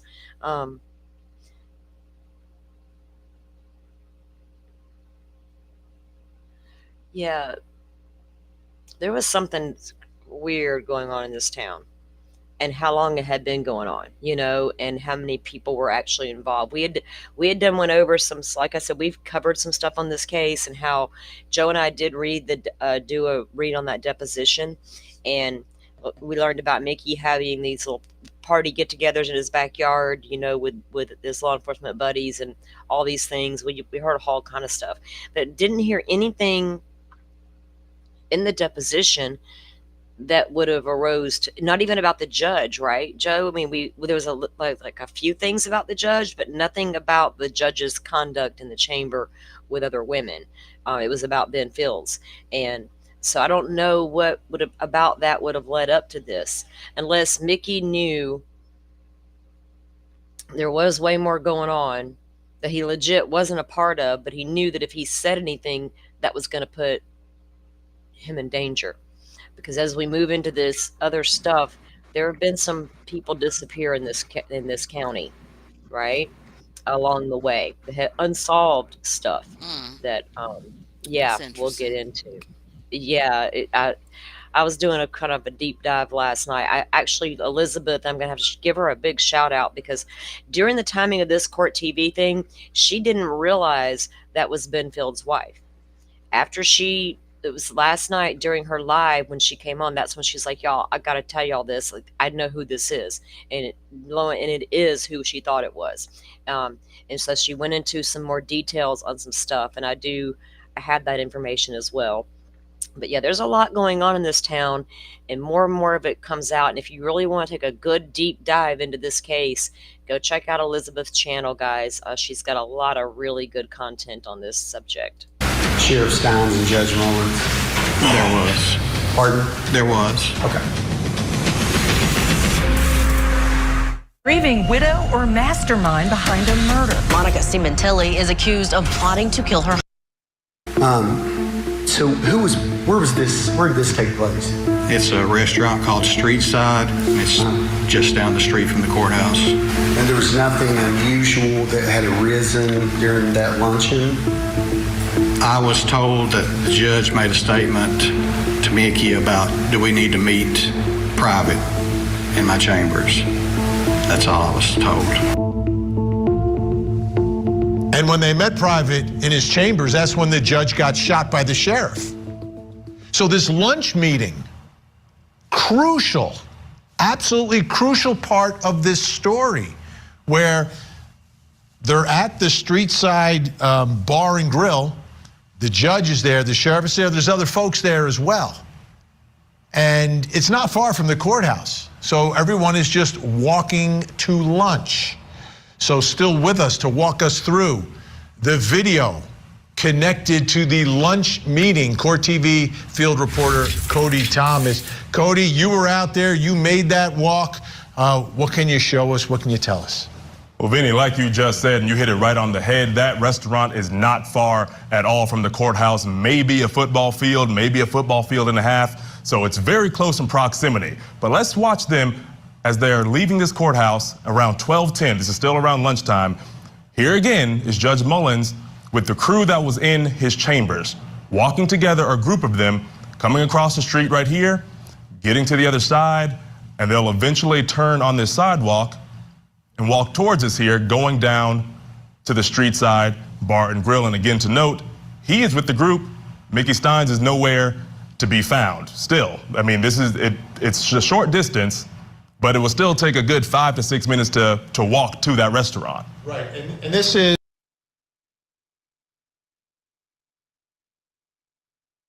we saw them exit at 12:07 or the street, and it's a judge and a couple of other folks who are going to be super important witnesses in all this. Exactly, and as you just heard in that soundbite we played, apparently at this lunch, there was something said between Mickey and the judge that caused them to want to leave and go back to the courthouse. So of course, like you said, very important players. And you see Judge Mullins right there looking down at his phone, but eventually getting to the restaurant. And there he is again. You gotta forgive us, the video's a little glitchy that we received, but you get the understanding of what's going on here. Now, 12:12, just 2 minutes later, here's Sheriff Stines outside the courthouse. Just a minute later, he's exiting the courthouse, and now he's going to be making his way to the restaurant. You see him walking again alone. The two people. Yeah. Hey, sorry. So they went to lunch, but Mickey, the sheriff, wasn't with them initially, but then he joined them at lunch, and something happened. Yeah, he walked down to the lunch. It was their regular lunch spot, right? So the judge goes ahead of him. Mickey comes in a few minutes later. Okay. And there is some sort of conversation at the lunch. And at one point, that's when the judge stated to Mickey, "Do we need to go back to my chambers and have a conversation?" Because he didn't want to talk about it in front of everybody else. Right. And then another female there was texting something to somebody, because we do know her phone was seized. So I don't know what she overheard or who she was texting, you know what I mean, or what it pertained to. But yeah, something went down at this luncheon that didn't sit well with Mickey. People behind him look like pedestrians, but again, that's him at the courthouse, 12:12. So just a few minutes behind, but still alone, nonetheless, away from the group that includes the judge and all the other acquaintances. So it's really striking how the judge is with the group and the sheriff is by himself. All right, thanks so much, Cody. That brings us to the next question in our investigation tonight, and it's about the videos you were watching here, the lunchtime videos. You can see his gun holstered on the side. What do the lunchtime videos reveal? What do they tell us about the dynamics, and how about that lunchtime meeting? Joining me, clinical and forensic neuropsychologist, author of the book, The New Rules of Attachment, Dr. Judy Ho, and still with me, Elizabeth Jones, host of Hillbilly Crime. Okay, Elizabeth, let's talk first about the lunch meeting itself, right? So on their way to the lunch meeting, there's a conversation. There is something that is said. What do we know? What is going on at this lunch meeting, and how many people are there? Is it just the people we saw walking down the street? I think so. I think that's going to be all that were there. So he wasn't something that he pointed out there. That is one of his deputies that's tagging along behind him. He was, and what I had heard was that the deputies didn't sit with Mickey at the lunch. So they must have sat at a separate table, is what I heard. And the man in the black shirt, that is one of the rehab fellas. He works with MCCC. And so they were kind of working as those community liaisons. And when you say, what is the MCCC for folks around the country who are watching this? Well, I think that that's where they work with the rehab facilities for addiction. Okay, and is it connected at all to the judge's drug court? Yes, so that's what Michael Clark was doing. He worked for ARC, who was one of their go-to main facilities that Judge Mullins used. Well, really, all of Letcher County Court used it. I think even Judge Kraft in the other courtroom uses ARC a whole lot. And this fella here, I think they said Mr. Eisen, he works with a different rehab facility, and they're both working in Mullins's court to get people into these rehab beds. Now, Judge Mullins, I had shared a video like a long time ago or a while back where Judge Mullins had implemented this drug rehabilitation program for these young women, which I found interesting now that the more we find out about it. And there was a video that I shared where he's sitting there talking, and there are women around him who have been through the program, you know, and how good how this great job he had done and setting up these programs for these women. So when they go in, you know, they go to drug court and then they get into the rehab and all the things and then go on with these great lives. But at the same time, what were you doing to them in your chambers, you know, in lieu of money for their ankle monitors? It's ridiculous. Fascinating. There's a lot more woven into what's going on here. But Dr. Judy Hill, let's just talk about the dynamics of all this, right? So you've got one of the sheriff's deputies is with the judge. The sheriff arrives separately. And then at lunch, it seems that the judge makes the comment that whatever the sheriff wanted to talk to him about, he wanted to talk to him privately about. To me, that to me might be the key to uncovering the tension or the rift between the sheriff and the judge. Absolutely, Vinny. There's a lot to unpack there, as you just said. And the fact that there was this, at least insinuation that their conversation should be in private means that there was something that was brewing prior to the shooting. And I understand that the sheriff's counsel is at least entertaining, if not planning, to maybe bring the insanity defense into this. So was there some kind of brewing psychosis, perhaps, that was developing on behalf of the sheriff, where he started to have paranoia or certain beliefs that somehow this judge was standing in the way of something important? That's something that the sheriff felt like he had to make right. And of course, I think when people mention the insanity defense in any way, it causes some outrage. Like, people want these individuals to serve their sentence the way that they should, especially given that this was a brutal murder. But it is interesting that this is the way that it's going, and we're going to see if there's actually evidence that this is truly something that would qualify for the insanity defense, which is a very minute amount of cases in all of the cases that are adjudicated. Yeah, but it seems like it's the only space that is open to the defense here. Everything is caught on video. Our guests are staying with us. Still ahead, what do the after lunch videos reveal?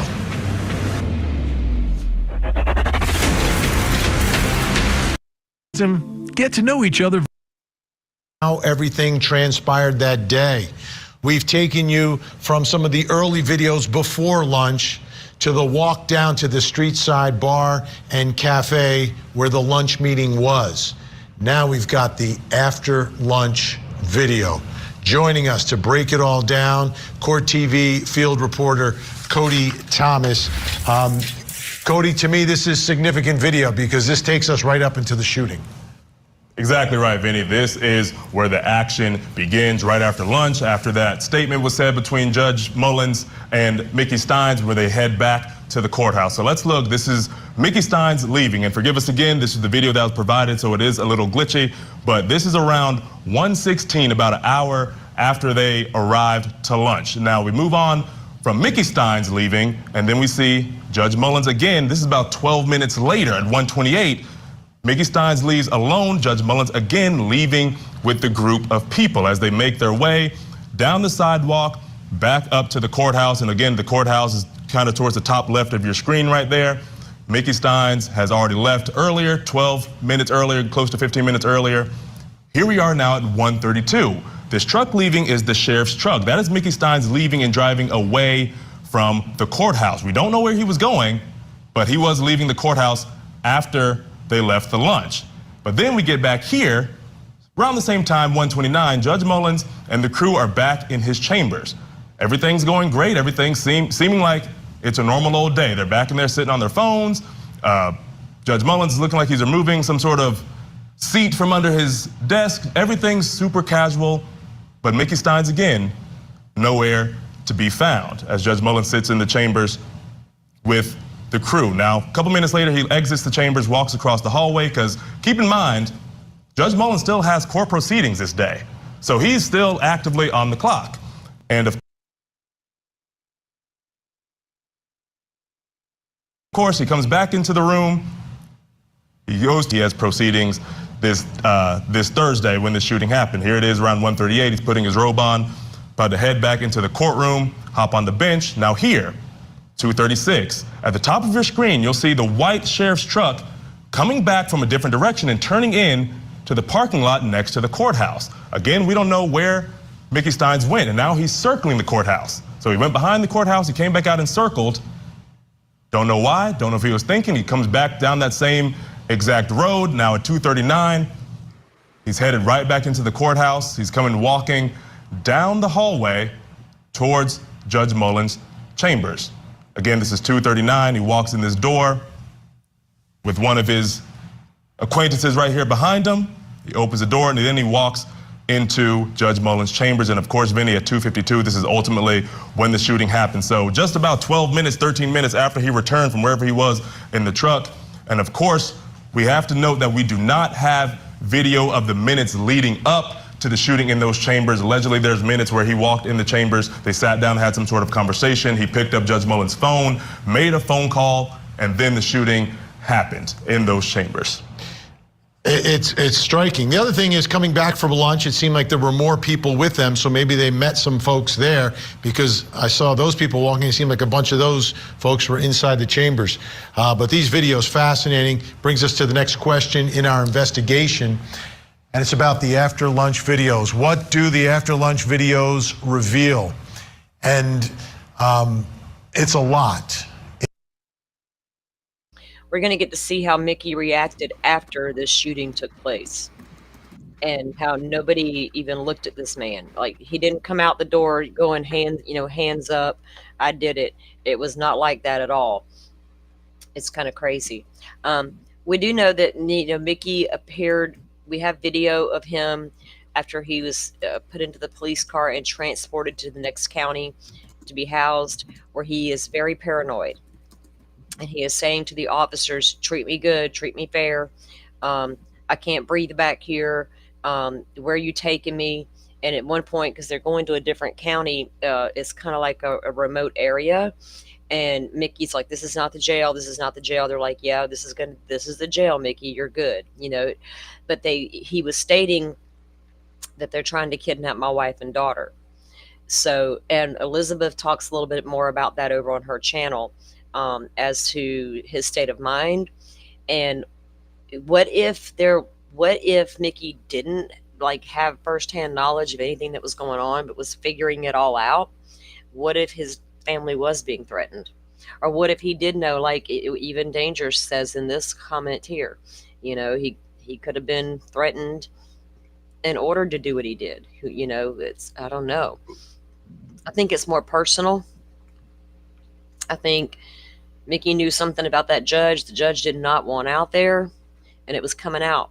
There was either Mickey had to take a rap for everything and throw himself under the bus, or I got to implicate you too, or that kind of thing.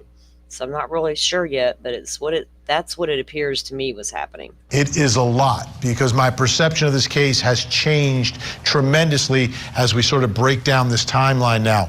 Joining me, representing the woman suing Mickey Stines, Ned Pillersdorf is with us, and the host of Hillbilly Crime on YouTube. She's closely followed this case. Elizabeth Jones is with us. Elizabeth, again, I'll begin with you. The sheriff walks first by himself. He leaves first. 12 minutes later, everybody else seemed to leave. And then the sheriff got into his truck and headed back down the road past that restaurant that he was at. Do we know anything about where the sheriff went on that drive? Well, from what has been reported, Mickey was out delivering food, meals with Michael Clark, the boy who he's walking back down the hallway with, in the black shirt and the baseball cap. Now, explain, delivering meals, in what sense delivering meals? I think it was food boxes. That's a big thing around here, is different donations of, like, they'll have a great big food box and it'll have all kinds of stuff in it for families. That's, wow. That's like, wow. He's doing charitable work moments before he's going into the chambers. Ned Pillersdorf, my mind is being blown here. If the sheriff is taking the time after lunch to help out other community members, and then when he's done with that, he circles the courthouse a couple times and then goes in and within 15 minutes is taking out the judge? Wow. You know, John Grisham could not have imagined these facts. By the way, all the local headlines around here saying he's asserting an insanity defense. You know, in the real world of practicing law, an insanity defense is generally someone who's schizophrenic, someone who's not in touch with reality, or some break with reality. And all of this indicates, in a sense, Stines was acting, I hate to use the word normally, before the shooting, which really leads to the question, why did all of this happen? And, I don't know. I do think it's interesting, though. His defense attorney keeps saying he wants to try the case in Letcher County, which is once more just more astonishing facts on astonishing facts. Well, how about this, though, Ned? How about, if folks there, and Elizabeth can chime in as well, it seems folks like Mickey Stines. It seems like he's pretty popular there and might get some benefit of some doubt about how he was mentally. And I'm wondering, if he's delivering meals with someone, Ned, that person becomes an important witness also when it comes to the sheriff's state of mind. What was he talking about? Was he acting like Mickey Stines normally acts? I mean, that would seem logically on one level to undercut a quote unquote insanity defense. Yeah, got Dolphin. So Kentucky has what they call the extreme emotional disturbance. Okay. It's on the books. It's 508.040. And they talked about that in the very early documents, that was going to be the defense. And now they're coming out with this insanity type stuff as well. But the extreme emotional disturbance is a real thing in Kentucky, and you can absolutely use it as in your defense. And that's like being, in the extreme moment, something got heated and happened. So yeah, that's where they were going with that in the beginning. In my view, it's not really your typical insanity defense. This is more, I suspect, a defense that Judge Mullins did something that was so outrageous that inflamed Stines to do what he did. It's almost what we call a jury nullification defense. I don't know if that's the defense or not. In fairness to Judge Mullins, he's not here to defend himself, but that's certainly, from everything I've seen from the defense attorney and the media reports, that's where this case is going. And the fact that they want to be tried in Letcher County, which is just full of rumors, which is fueled by social media, I think that's where they're going. But the videos you're showing show somebody acting normally, which certainly would normally, hate to use that word again, undercut your typical insanity defense. You'd have to be under some level of delusion or something else. Elizabeth, do we know any of these people that we've seen in the video, the people from lunch? We saw a big group walking back down the street. We know that he's in, you say he's in the sheriff's pickup with someone else delivering these meals. Have any of these folks spoken publicly about that day? Well, right after the shooting happened, Michael Clark came out and did a video on and he shared it on Facebook. And he said that he had been there that day and that Mickey was one of his very, very best friends and that Judge Mullins was one of his very, very best friends. And he shamed everybody for saying a bunch of rumors, telling a bunch of rumors. He said that he had spoken to Mickey's wife and his daughter and that the rumor was absolutely not true and that he had her permission to say that. And he really got so much backlash from that video that he ended up having to take it down. Wow. Because there's not just accusations being made against Judge Mullins. There's a whole lot of accusations being thrown around at pretty much that. Jones, host of Hillbilly Crime on YouTube. Always great to have you. Incredible insight. You are there. You understand this better than anyone that's been reporting on it. Thank you so much. Ned is going to stay with us. Still to come, what do the videos after the shooting reveal? Come on now. Be fair to me. We're being good to you, brother. Stick your leg up in there. Come on now, guys. Please don't do this to me. I can't sit like this. Slide sideways. I can't. Come on now. Be fair to me. We're being good to you, brother. Stick your leg up in there. Come on now, guys. Please don't do this to me. Please don't do this to me. Please. You want to scoot on over a little bit to the left? Come on now. Try to scoot on over a little bit more. That way we don't hit you. Can you go any bit farther? I just want to hit you with the door. Put your knee in there, my friend. Hey, Jason. Hey, Bates. Hey, Bates. Can we loosen this up a little or give the window down? I'm sorry. Can we loosen this up a little? Be fair to me, man. Important video there. Even though we don't see the sheriff, you can hear him. This is moments after he has shot and killed the judge.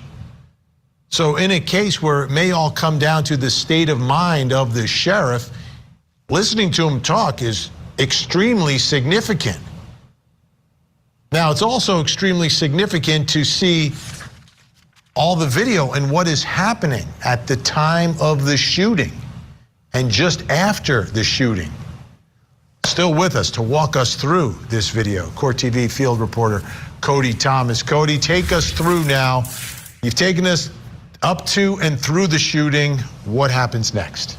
Well, Vinny, of course, this is the ending. This is the aftermath. This is everything leading up to the eventual arrest. So let's take a view inside the courthouse. This is inside the courtroom. This is at 2:52, the same minute that the shooting happened. See, all those women's faces all jump and they look in the same direction. Clearly, they heard something that sounded like a gunshot or even just heard something that just didn't sound right. Of course, they got up, they look scared, they look frantic, they're grabbing their things and running out of the courtroom. And you can imagine a gunshot inside with all those acoustics echoing off of each other. It was probably sound like a sonic boom in there. And you see her coming out this door, these two women leaving the door, the guy getting off the little bench right there, walking out the door. Again, this is in the aftermath of the shooting.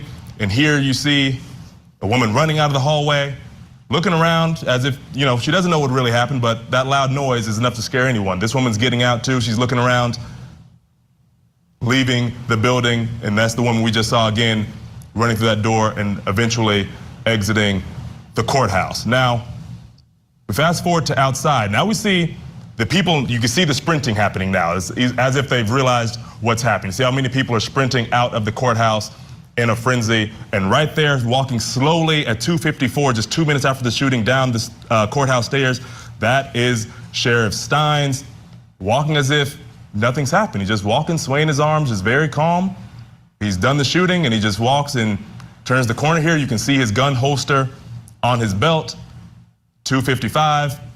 He's walking back, or here's the deputies arriving, law enforcement arriving. They're jumping out, running down the street, going inside. You see them all geared up. They got the guns ready to go.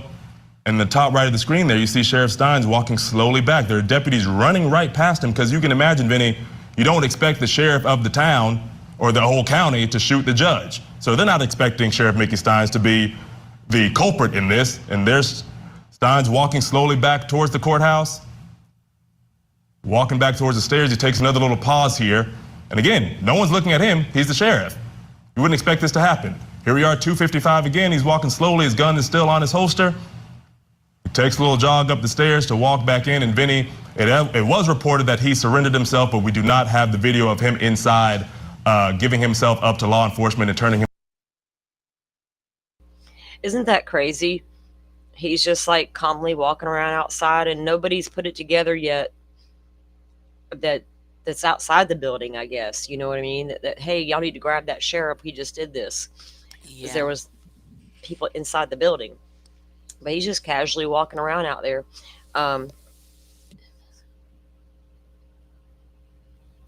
No, well, Joe, you got PTSD, but himself in after the shooting. But we do have the video right here of him during the arrest, walking across the dash cam video of this law enforcement vehicle. Now he is apprehended. He's in custody after shooting Judge Mullins in those chambers. So from all the videos that we've obtained, two significant ones have not been released, and that would be the sheriff surrendering himself. He's been described as having his hands up in the air when he goes back in, and also the video in the moments just before the shooting in the chambers.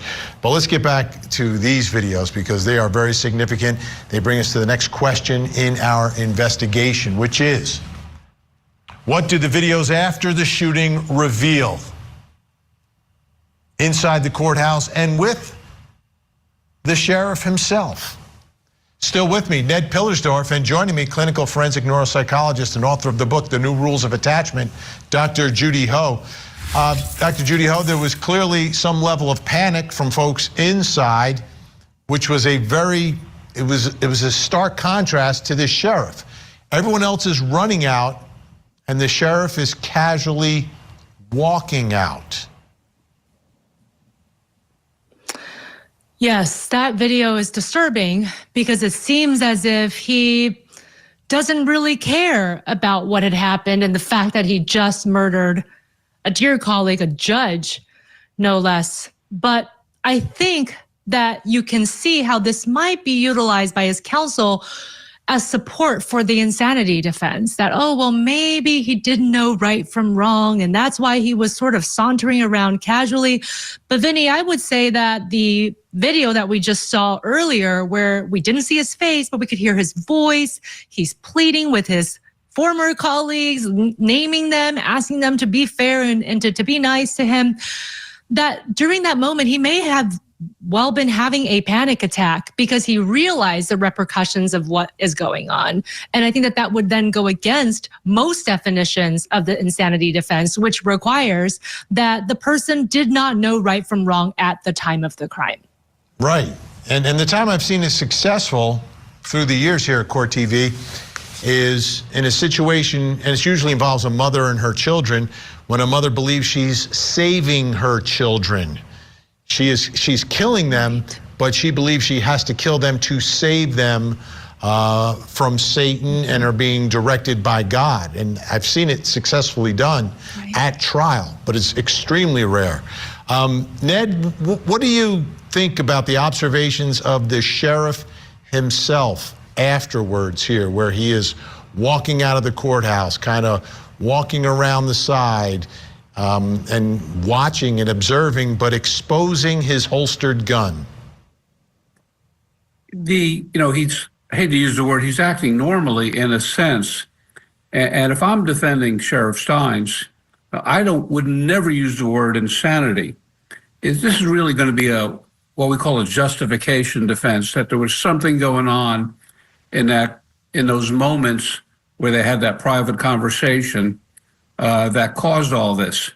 And I do think it was interesting, the video you showed of him talking to the fellow law enforcement officers. That sounded almost like, hey, we're part of the same team, we're colleagues, take it easy on me. And that's kind of, once again, that's something that you'd normally expect from a sheriff who's suddenly being charged with a crime, that is asking fellow law enforcement to help him out. Once again, this is not your typical insanity case. It's not even close. This is some sort of, I did what I did because I felt justified in doing it. And I think that's where the defense is going. And as I've indicated, there's something going on in terms of why he felt he was justified in doing this. Because this is certainly not your typical insanity defense where somebody is, as I indicated, schizophrenic, they don't know where they are, they're actively hallucinating. There's nothing, again, we're out of time again, yeah, but there's nothing typical about this case at all. Thank you both so much. Great to have you, Ned Pillersdorf and Dr. Judy Ho. It's clear that the answer to this puzzling case lies somewhere between the ears of Sheriff Mickey Stines. What exactly was he thinking? Was he in the midst of a mental breakdown? Was he paranoid and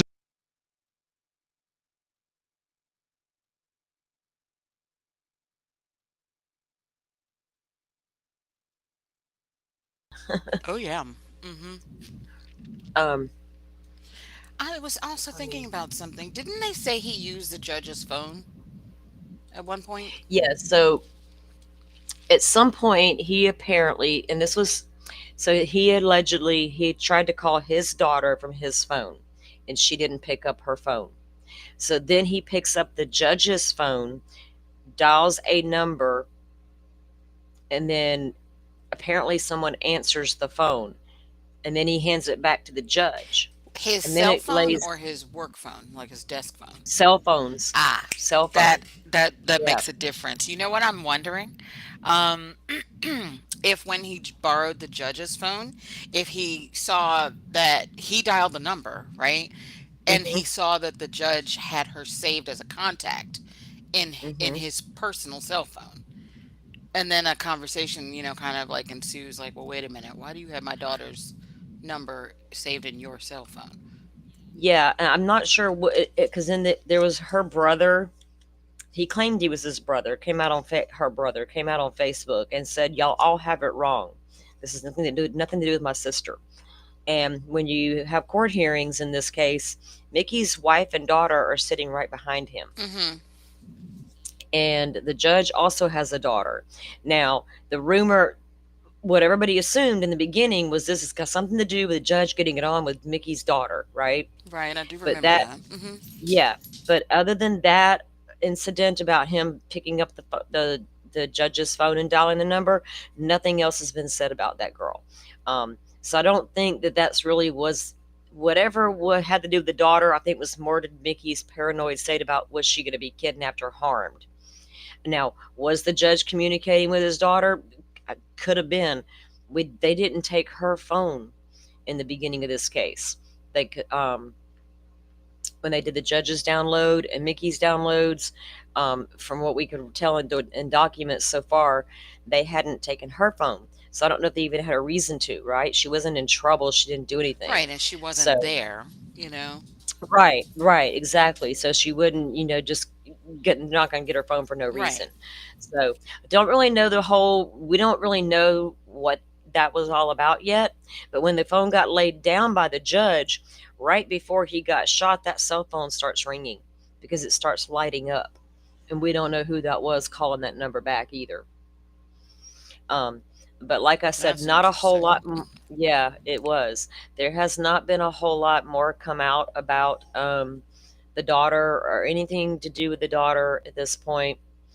Now, remember I told you guys that the one guy there, how come this isn't coming up? What happened? It was just there this morning. Now all of a sudden it wants to act like it can't do nothing. Okay. Yeah. So remember I told you that that one guy sitting there with that pink shirt on was the judge's brother-in-law? Mm-hmm. Yeah, he was his ex-brother-in-law. They were married to sisters. This he came out with on his Facebook page, like, well, this is September 20th. It was like the day after the shooting.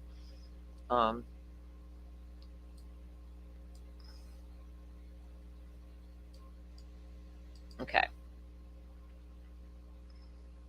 Everything's ready. Okay. Everybody, this is Matt Butler, your Commonwealth's attorney in the 47th Judicial Circuit, which covers Letcher County, and I am sending out a video message this morning to discuss in more detail than I want to type everything related to my office and the tragic passing of Judge Mullins in the Letcher District Court yesterday. Many of you are aware of the close personal relationship I had with Judge Mullins. You may know, for example, that we, for many years, were married to a pair of sisters, that his daughters are my nieces, and that my two oldest kids are his niece and nephew. We were for many years on opposite sides of the courtroom from each other. He was the assistant Commonwealth's attorney when I was the public defender. We had fierce litigation. I respected him. We fought hard for our respective sides in court and tried cases against each other before he was the judge, and never had a disagreement outside of that courtroom. We have always got along. I always thought he was hilarious. I always thought he was very witty. He was fun to be around outside of court. And as a brother-in-law, I will never forget how kind he was to my children. It seemed that he had maybe endless patience for kids. He found them entertaining. He loved them. He was kind to them. He would do anything for them. And everything that I'm going to talk about today is in the context of somebody that I will always appreciate and respect for how he treated my children personally, and how he was as a father to his beautiful daughters. My office is recusing, or has recused, out of the prosecution of Sheriff Mickey Stines related to the death of Kevin Mullins. Recusal in Kentucky is governed by statute. It requires recusal in certain circumstances. I just told you about the close personal relationship I had with Judge Mullins. We had a professional relationship, obviously. I had a close professional relationship with Sheriff Mickey Stines. We worked cases together. He and his office were the complaining party in all of my cases. A staff member of mine was in the judicial suite, or the district court suite, at the time this happened, and would likely be a witness in this case. And so it is customary, and it is expected in this case, that me and my entire office recuse. That decision was made yesterday, on Thursday. That decision should surprise nobody. It is not really optional for me to stay on this case. I have already recused. This case is, from the prosecutor's perspective, is in the finest hands. It is going to be handled by a combination of our Attorney General, Russell Coleman. Russell Coleman and his office are excellent lawyers. Russell Coleman was before he became our Attorney General Coleman was the United States Attorney for the Western District of Kentucky. He has served as a FBI special agent in the War on Terror and was in Iraq, and at one point was at the Oldham County Commonwealth's Attorney's Office. So he brings a wealth of experience. He is a fine person. I've got the chance to know him since I've been appointed as Commonwealth's Attorney, and he is extremely professional. He is extremely competent. He will also be handling this case with Jackie Steele. Jackie Steele is your elected Commonwealth's Attorney from Laurel and Knox County. He is also the current special prosecutor in neighboring Perry County. They had their their prosecutor was removed or retired or stepped down, and Jackie Steele has been handling that docket as well, and has been in Letcher County, has been a special prosecutor here before. I know him. I find him to be maybe the most competent prosecutor in the Commonwealth of Kentucky. So I want everyone to know that the case is going to be handled by the very best prosecutor staff that can be assembled in Kentucky. They already know they have the case. They are already working the case. I am no longer involved in the prosecution of that case. My continuing role is going to be different because I have asked for and received the opportunity to be a leader in the courthouse system. I am your Commonwealth's attorney, and there are things that I need to do even if I'm not prosecuting this particular case. One of those things is to advocate for more safety in our county. The Letcher County Courthouse is one of the last that you can walk into without a metal detector or security at the front door. This is unacceptable in 2024. It was unacceptable when I started in 2007. It makes no sense. We deserve better. We should have a safer courthouse. Every single person that works in our courthouse should feel safe at work. I know that is not the case right now, and I know that needs to be the case. Secondly, I love my staff. They work hard for you. They are underpaid. You do not understand all of the things they do, but they work tirelessly for you, and they should feel safe at work. Under my predecessor, we were placed in a temporary placement in a former retail space that is not secure. We are in one big room with two glass vacate tirelessly until they put us in a safe location. I'm going to make sure my staff is safe, and we're going to figure out how they can fix this. I don't have complete autonomy or authority to tell you where my office is going to be. If I did, I would just move into my old private office today because it's safer, but unfortunately, I've been told point blank that I'm really not part of that process. That I can express a preference, I can bid my office to be used as a rent, to rent to the Commonwealth or give it to the Commonwealth to use, but that they do not have to accept my opinion. So I'm going to wear out the phone lines until they do something to make my office in a safer location. And then I'm going to advocate for my staff. Be afraid of the staff member that was there when he agreed to come back on my staff. The pay difference between him being an assistant county attorney and now being an assistant county and Commonwealth attorney over the course of an entire year is only $1,500. That is outrageous. I will be in Frankfurt, and I will be demanding that I give him a raise. My staff has been through enough. They work hard enough as it is. They need to be compensated for the job they're doing, and I'm going to make sure that happens. What I will not be is a source of gossip. I will not be the rumor pipeline. I do not expect you to, and you will not receive an answer if you just want to hear rumors about what happened. If you want to speculate and gossip, do not make me a part of that conversation. I'm not interested in being part of that conversation. And you should really take a look at yourself and ask yourself if you want to be a part of that conversation. This is not the time to gossip. This is not the time to trash people, to do anything other than show love and compassion for the children that are involved in this, including my children who lost their unkie, they call him. They lost their uncle. My beautiful nieces have lost their father. I am not interested in answering your questions if you are only looking to gossip or to be a troublemaker or a stirrer up of gossip. Leave me out of that conversation and just don't have that conversation. Be more respectful. There's a loud minority of you all that are doing that, and I'm asking you to stop.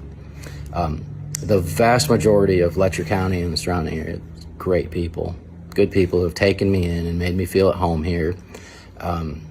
People that make me feel like family, people that are the reason I want to stay here, that I didn't ever leave, that I've set up my private practice here and bought a home and lived here and plan on staying here. We need to carry the weight of being the good example All of the people that I'm friends with, all of the people that are likely watching this, are the people that need to be the good example in our community. We're going to show love. We are not going to say anything that we would not want those children to hear. We're going to act at all times like those children are right over our shoulder. We are. Wait a He minute. is. This. Sorry, he was He's a almost little. finished. Sorry, Yeah, he's a little much. Woo. Yeah. He should have stopped this at just his explanation of why he's Mm-hmm. recusing himself, I because he is agree. saying a whole bunch in this that I don't even think he should have, addressed. I agree. Had some very, what what do you know, sir? Or, what did you think you knew? You know your brother-in-law so well, and apparently there was absolutely no security. Even if they hadn't, okay, even if they had security in the courthouse, the sheriff is the one that Yeah, walked in with the that gun. wouldn't have stopped anything. Yeah. Exactly.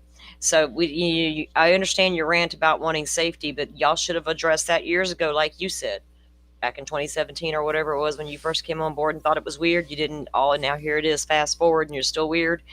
But now we might need to do something about it. I mean, But they he's have right. safety. Didn't they have a metal detector? Didn't that man walk through a metal detector and all that? At this point in time, no, they didn't have that set up at Letcher County Courthouse. Oh, I thought I saw something at the And that's door. what he just said. They don't even have that. They didn't have it when he first started. They didn't have it now.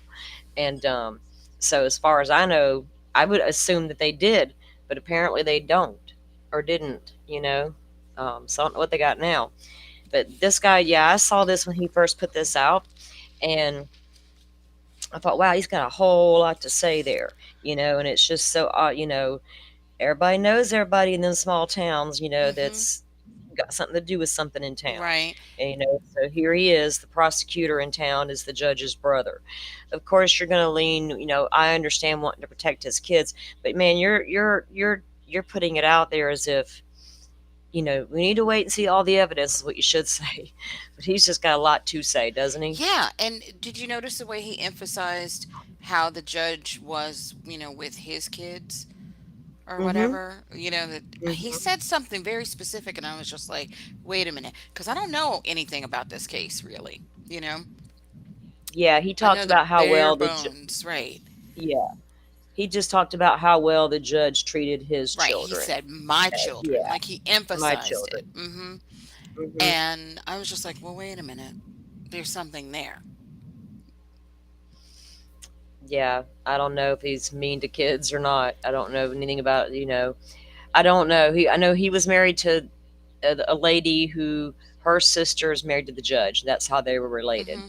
But yeah, so he liked the way the judge treated his kids and all these things. But you still don't you still don't know what happened, sir. But you don't take the time to find out. Apparently, But he's heard the gossip. yeah, because like this video came out like the day after the shooting, so the gossip with the wheels were already spinning in that town. Hmm. The small town rumors grow Oh fast. yeah. They spread quickly, and there have been some. And Elizabeth, she's careful about what she repeats on her channel that she may have heard or not heard, Hmm. and she tries to back that up with things. But all we are hearing is this is like some sort of little ring, good old boys involved. And and I went on.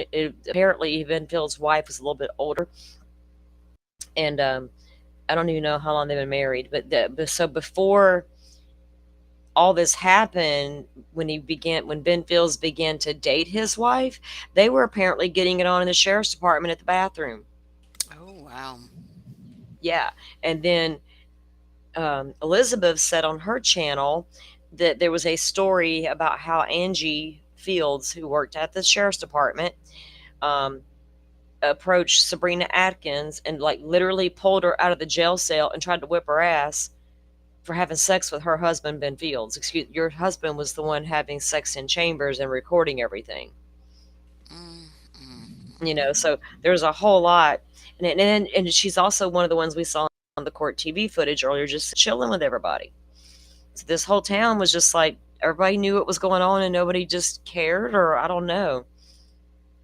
I don't know. So yeah, We're going to do anything we can to help each other. We're going to be respectful of each other while we grieve, and we're going to do things to make our county safer and make sure this does not happen again. I'm asking you personally at this time just to pray. Just pray for everybody involved. This is tragic. We will never understand it. Things that don't make sense cannot be made sense of. I don't have explanations for you, and you don't have explanations for me, but we can pray. We can ask that our community be blessed, and that we are coming together to look out for each other at this time.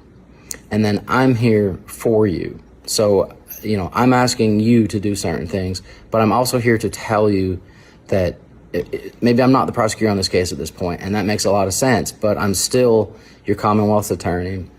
I'm still here for you. Most of you have my cell phone. I will give my cell phone number to you if you need it.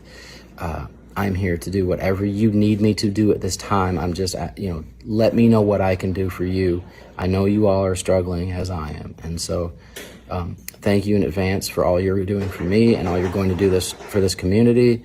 And in return, let me know what I can do for you during this difficult time. And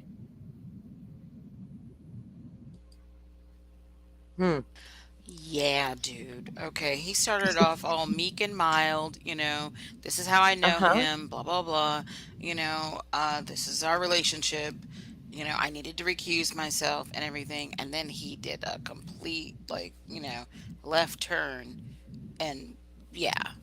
What was all of yeah, that? exactly. It was all the other stuff was a You little went off script, unnecessary. dude. Yeah, he did. He absolutely did. It was like, what was all that other stuff there about, His emotions got the better of him. Yeah, exactly. And not a good look. Not a good look at all. Um,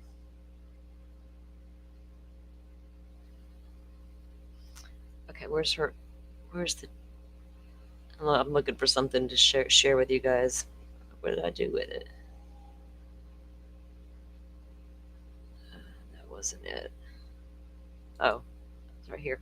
Okay, so Elizabeth mentioned someone last night in her live and said this person had been on TikTok.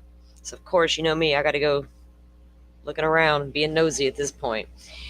This is someone named Ashley Blair that I'm going to show you. She's from Letcher County, and something to do with her father is going to come up as well. So she has went on TikTok and she has spoke out. And since then, the guy we just reviewed, the prosecutor there, and I have this also saved to present, but he just handed down some indictments from grand jury. She's been named in the indictments after she started speaking out, mind you, publicly. And that's not the first time we've heard of that sort of thing happening in different cases. Hell, it happened in Delphi with a cop. Click. Anyway, so this is Miss Blair, and I'm going to present to you what she put on TikTok, and we'll take a look at this. Okay, you guys can see it. Let me know. Make sure you can hear it. Uh-oh.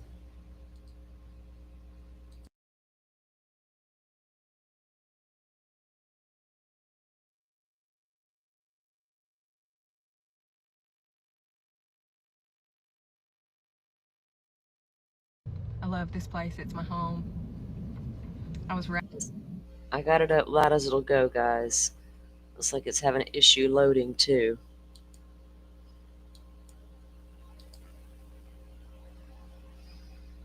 Let me try to pull this up over again. Sometimes that'll clear it. I don't know what the hell. Okay.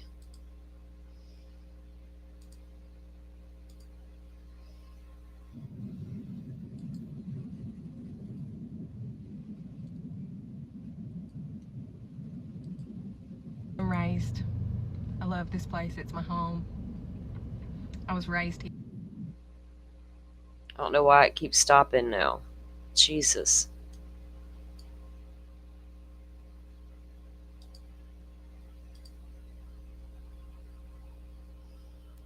We got good internet. I don't know what's going on.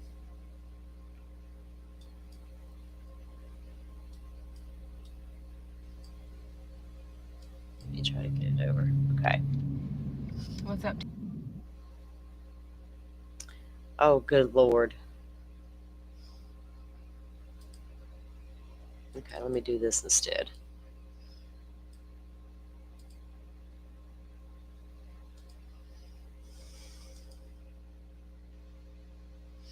Okay. We're going to get back to her in just a second, but I'll show you this real quick since it was already there for me to see. Okay. This is... So Matt Butler's the guy we just got through reviewing a few minutes ago, the Commonwealth Attorney for Letcher County. On Thursday, March 6th, the regular grand jury in Letcher Circuit returned the following indictments. As a reminder, a defendant is presumed innocent until proven guilty, and an indictment is only an accusation. He names off some different people here. There's one on this list that she pointed out, but I don't remember who he was or what he was. Tasha Howard. Sorry, I told you the wrong name. Ashley Blair is what I told you. Tasha Howard is that girl's name. They got her for theft by unlawful taking greater than $1,000 and being persistent felony offender in the first degree. Now, I don't know what other charges she had. Uh-oh, Dolphin, did something was going on? Let's see. Okay, well, are you back now? I don't know. Yeah, I can hear you now. Yeah. I don't know if my internet went wonky for a moment or what it was. But so anyway, I don't know the backstory on her charges of what there may be in the past, because it says she's a persistent felony offender. But it was odd that she had an indictment come down after she starts speaking out, right, in the case or on the case. Now, there was something. Oops, get back here. The screen just went all kind of bananas on me. Let me pull up this article from the Mountain Eagle because it's got more information about her and her dad. Okay, let me pull it up this way. Sure.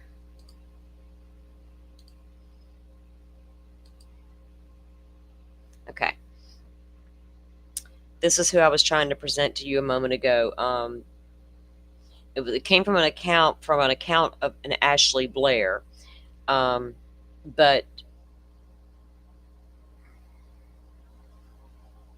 she must have go by two names as well. Okay, I got to do some research on that one. This is her. Okay, in most murders, there is a mystery. In the death of District Judge Kevin Mullins, the greatest mystery isn't who did it or how it was done. The great mystery is why. But there are other murders in Letcher County where none those questions have yet been answered. Sorry. In the past 5 years, there have been 4 murders in Letcher County that have not been solved, and there is a string of deaths dating back to the 1980s whose case files remain open at the Kentucky State Police post in Hazard County, Kentucky.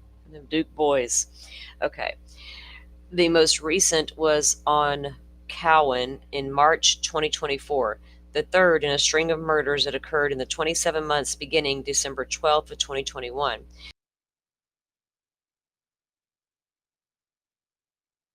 The first of those was Lewis Rogers Trent on Sunday, December 12th of 2021, and reported he had found his mother lying in a pool of blood on the floor of her home at Whitco. Kentucky State Police arrived at the first scene and kept the area locked down, not allowing emergency medical personnel in the house. While authorities have confirmed she was murdered, they have not released any other details. Even the manner of death has not been released publicly, though some with close ties to the police say she was bludgeoned. Ms. Trent was recently widowed. Her husband, Jack Trent, 82, of Whitco, died 2 weeks before her after a long illness. So far, police have made no arrest, and Mrs. Trent was not an unknown who fell through the cracks of the system. Her niece is a Kentucky State Police lieutenant. On July 30th of 2023, Angela Jeanette Roberts, 58, of Bald Mountain Road at Cowan, came home from a trip to learn her 40-year-old daughter, Patricia May Trish Roberts, Detheridge, is that really her last name? Hadn't been seen in 2 days. She knew there was something wrong because the car was there. The .380 semi-automatic pistol she had left her daughter for protection was lying on the counter, but the front door was open and Robert's pain medication, which Detheridge was supposed to have picked up for her at the pharmacy, was nowhere to be found. The pharmacy confirmed she had picked it up, but it was nowhere to be found. Roberts called her daughter's friends, and she and a cousin searched the area the best they could. On July 31st, a dog alerted to an area over the hill from the Detheridge's trailer. A cousin went over the hill to look and found her decomposed body tangled in vines. She was pronounced dead on August 1, 2023, shortly after midnight. She had been missing for at least 2 days. Authorities first thought she had fallen. However, an x-ray taken during the autopsy revealed that she had been shot once in the back of the head. Roberts told the Mountain Eagle that she wouldn't rest until she found her daughter's killer, and she began her own investigation. She had been begging for information about who killed Detheridge, and people acquainted with her said she told them she didn't want them to call the police with information. She wanted them to call her. Robert's friends say had a list of people she suspected of her daughter's murder and was marking off names as she eliminated them as suspects. Detheridge would have been 41 on March 26, 2024, and Roberts posted online that day asking people to remember Detheridge on her birthday, and again asking them to please contact her if they knew anything.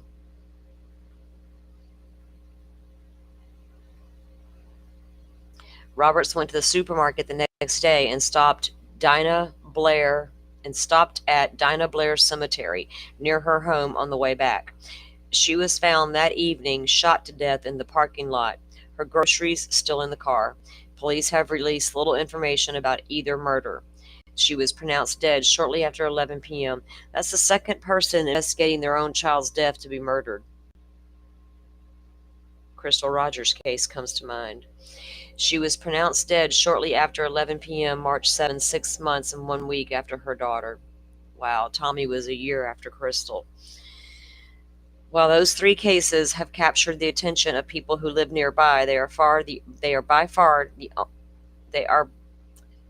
from the only unsolved cases in Letcher County. 5 years before the murder of Lois Rogers Trent, there was a brutal slaying of Michael Lowe in Jenkins. Lowe, 50, was stabbed to death inside his apartment in Mountain Breeze Complex in Jenkins, apparently on the morning of October 4th, 2016. Officials said at the time that robbery did not appear to be a motive. But law enforcement officials close to the investigation point out a series of mistakes at the crime scene. According to that person, someone among the responders stepped in blood and tracked it through the apartment, and prescription drugs and cigarettes in an ashtray weren't collected from the crime scene. No arrests have been made. Police have not solved the case of Jackie Blair, 52. Now, the girl that had the TikTok, this is his daughter. So Jackie was her father. Police have still not solved the case of Jackie Blair, 52, whose skeletal remains were found in October of 2000, 3 months after he went missing. Blair was wrapped in booster cables inside a car that had run off US 119 and overturned in the treetops 250 feet over the side of Pine Mountain. A hunter scouting for deer found his body. Two contradictory pieces of evidence baffled police. Blair's body was wrapped in booster cables, but the opening between trees where his car left the road was so narrow both mirrors were sheared off.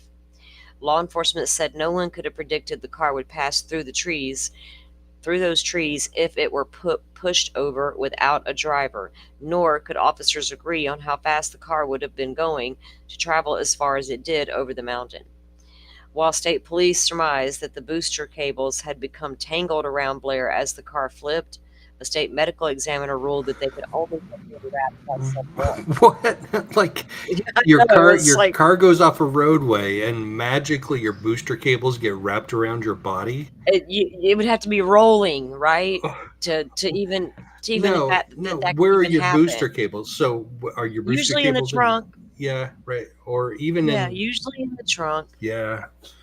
Wow. They may be in the floorboard. This is back in the day, so I don't know. He may have had a pair in the floorboard. But wrapped The around. only way to become it, the only logical way to become entangled in the damn things is if they were in the car in the floorboard and the car flipped a whole bunch of times, wrapping the cables around you in the process. Even that that's just the most logical thing I could come up with that could possibly cause that to happen. But it didn't roll like that, right? It just like flipped. So yeah, make that make sense, because it doesn't make sense to be wrapped up in the booster cables. No, it don't. While state police surmised that the booster cables had become tangled around Blair as the car flipped, a state medical examiner ruled that they only could have been brought by someone. Some Kentucky State Police police detectives confirmed that assessment, but others still believe it was an accident. Adding to the mystery, Blair had recently pled guilty in U.S. District Court to a cocaine trafficking conspiracy, and like in the Lowe case, the crime scene was trampled by police and rescuers who used a rope to descend the steep mountainside and recover the body.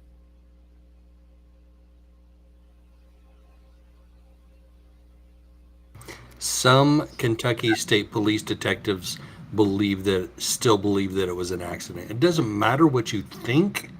It matters what the evidence proves. Like, that's exactly all that matters. Can we get an accident reconstructionist out here, right? We know they got them. I know they're out there. They exist. So adding to the mystery, Blair had recently pled guilty. Okay, I read you that part. Dr. Emily Craig, who was the state's forensic pathologist at the time, taught police and coroners what she called Emily's Law: if you see a bone, leave it alone. But rather than call her to examine the remains in the car, Kentucky State Police and Letcher County coroner removed Blair's remains. In the process, some of Blair's bones were left in the car, and Craig had to travel to the site personally a few days later to recover them. Y'all don't be grabbing on them bones if you can't get them all.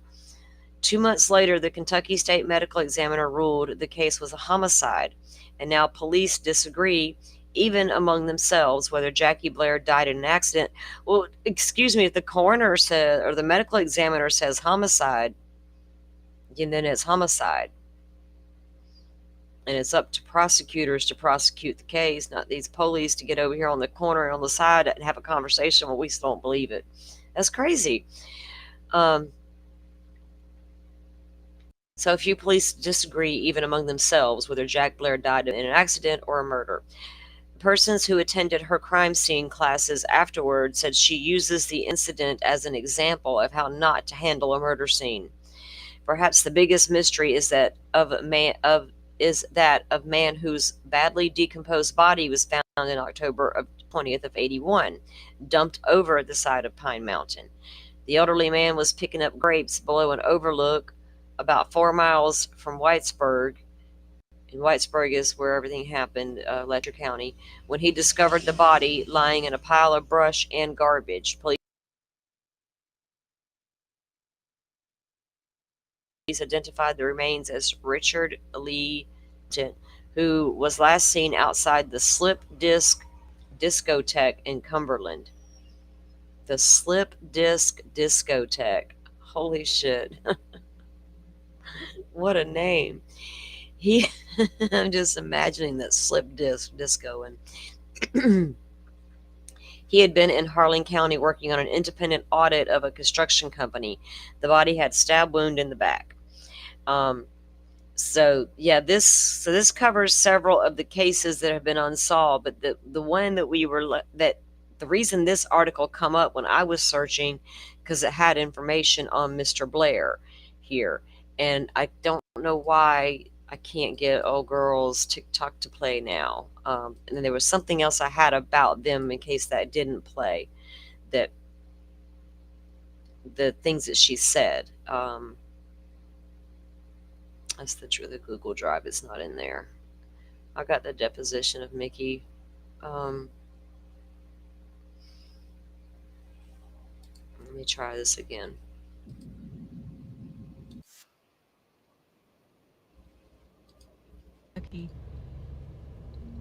Born and raised. I love this place. It's my home. I was raised here. I got I as knew live as it'll Judge go, Mullins. guys. I know Sheriff Stines. I know their families. And I'm heartbroken for all of them. But that's not what I'm here to talk about.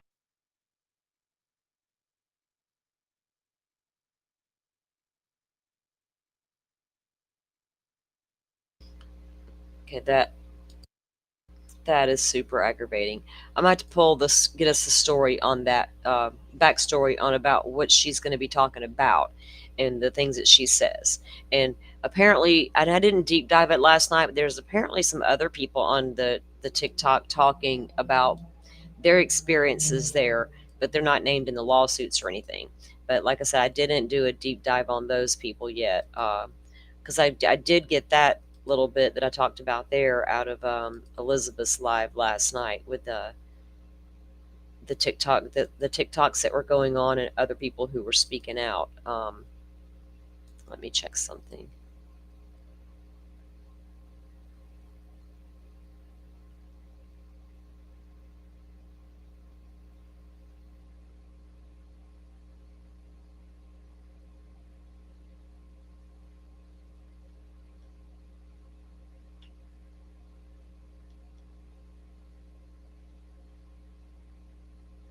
I was just making sure I didn't have anything else I needed to or wanted to present to you guys today on that, to get that. But what would help if I clicked the right damn thing? I was like, why am I looking at all that stuff? That was the other day. Sorry. Oh, before I forget, I didn't go live yesterday, so I did not report on this or give an update. I know Dolphin knows, but for you guys who were following the news, that little boy, the 2-year-old Dane Polson, they were searching for, they recovered his body along that river. So it appears that he did fall into the river. Yeah, and they found him, I think it was like maybe 2-3 miles from his house. Down, yeah. That's so sad. Yeah. And it really broke up the diver who found him. Did you see that interview with him? No, I haven't seen it.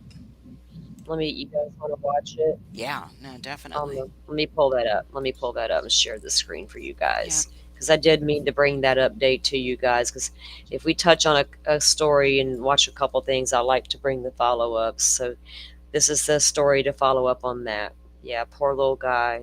News alert. Breaking news at 4. The body of 2-year-old Dane Paulson found. The sad update comes nearly 10 days after the boy vanished. Law enforcement officials and volunteers spent days scouring the Siletz River since the toddler disappeared on a Saturday afternoon. It is 4 o'clock. Thanks for joining us. I'm Elizabeth Dinn. And I'm Todd Unger. Ariel Salk has been tracking this story since day one. She spoke with the diver who just found that boy. Ariel, what did he have to say? I mean, he was really emotional during our entire interview. I mean, tears were rolling down his face, but he said he felt compelled to come out here and try to give that little boy's family just a little bit of peace. Now, Juan Heredia was about 12 hours plus away. He drove here nonstop, got in his truck to start his search. He found little Paulson's body about 3 miles downstream. He says he found his body about 6 feet below the water line, stuck and pushed up against a tree. Now, this makes his 7th recovered body.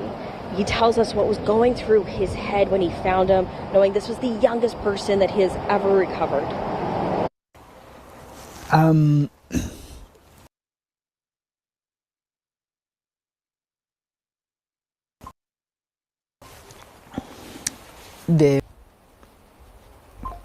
I saw his tennis shoes, and that's how I spotted. every single one is heartbreaking. But it's a boy.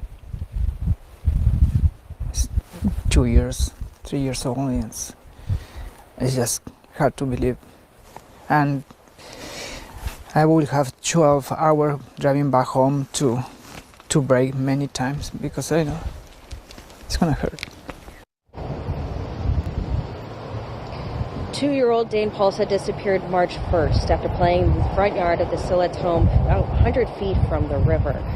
The Lincoln County Sheriff's Office was the lead in this search. Early in the search, investigators were searching for a 1990 station wagon as a vehicle of interest after being spotted in the area before Dane went missing. But investigators found the owner of that vehicle and determined there was no connection to the toddler's disappearance. Agencies from across the state, including the FBI, joined in the search. Divers searched the rivers for days, drones in the skies to get a bird's eye view, and canines were sniffing for any clues on land. Now, tonight, the community is hosting a candlelight ceremony. We will continue to bring you latest online and on air at KOIN.com. Reporting live in Lincoln County, Ariel Salk, KOIN 6 News. All right, Ariel, thank you. Yeah, that was sad. Yeah, you had to drive 12 hours back home and sit with that, you know. Yeah, I feel for that man. I Yeah. just think if he hadn't come, they might have never found him because they thought they already went through that part of the river, right? Yeah, they had already went through certain stretches of the river there closest to the home, was my understanding as well. And I guess they were like backtracking, because when they brought in, what did they actually call that person? It was a new term, and everybody's like, what is that? But it was the person they bring in to look for evidence of disturbed areas, right? And they are the ones that saw the area along the bank. Oh, and like a said tracker? it appeared. Yeah, it was but they had a very distinctive term. It's in one of the news pieces that I have. But because we hadn't heard it before in even Sebastian Rogers' case, whatever this person does. But when they brought this person in, they singled out an area on the bank right near the home where it appeared that somebody probably slipped into the water or fell in at that point. I forgot. I got to go back and find that news piece because it was really interesting as to what this person. It's like a tracker, but it has a different name, right? And they're trained to look for certain things. So I guess maybe they closed in around that area. But that water was moving so fast, I was worried that it could have carried him downstream pretty good distance before. I don't mean to be getting graphic, before it lodged him into the side, into the trees and the branches and things like Yeah, that. it's the same thing that happened with Riley Strain. Yeah. And I live around swift rivers, and they move fast, and you can easily get out in the middle and be gone. It's going to take you a while to get back to the bank to even get a hold of anything to grab onto.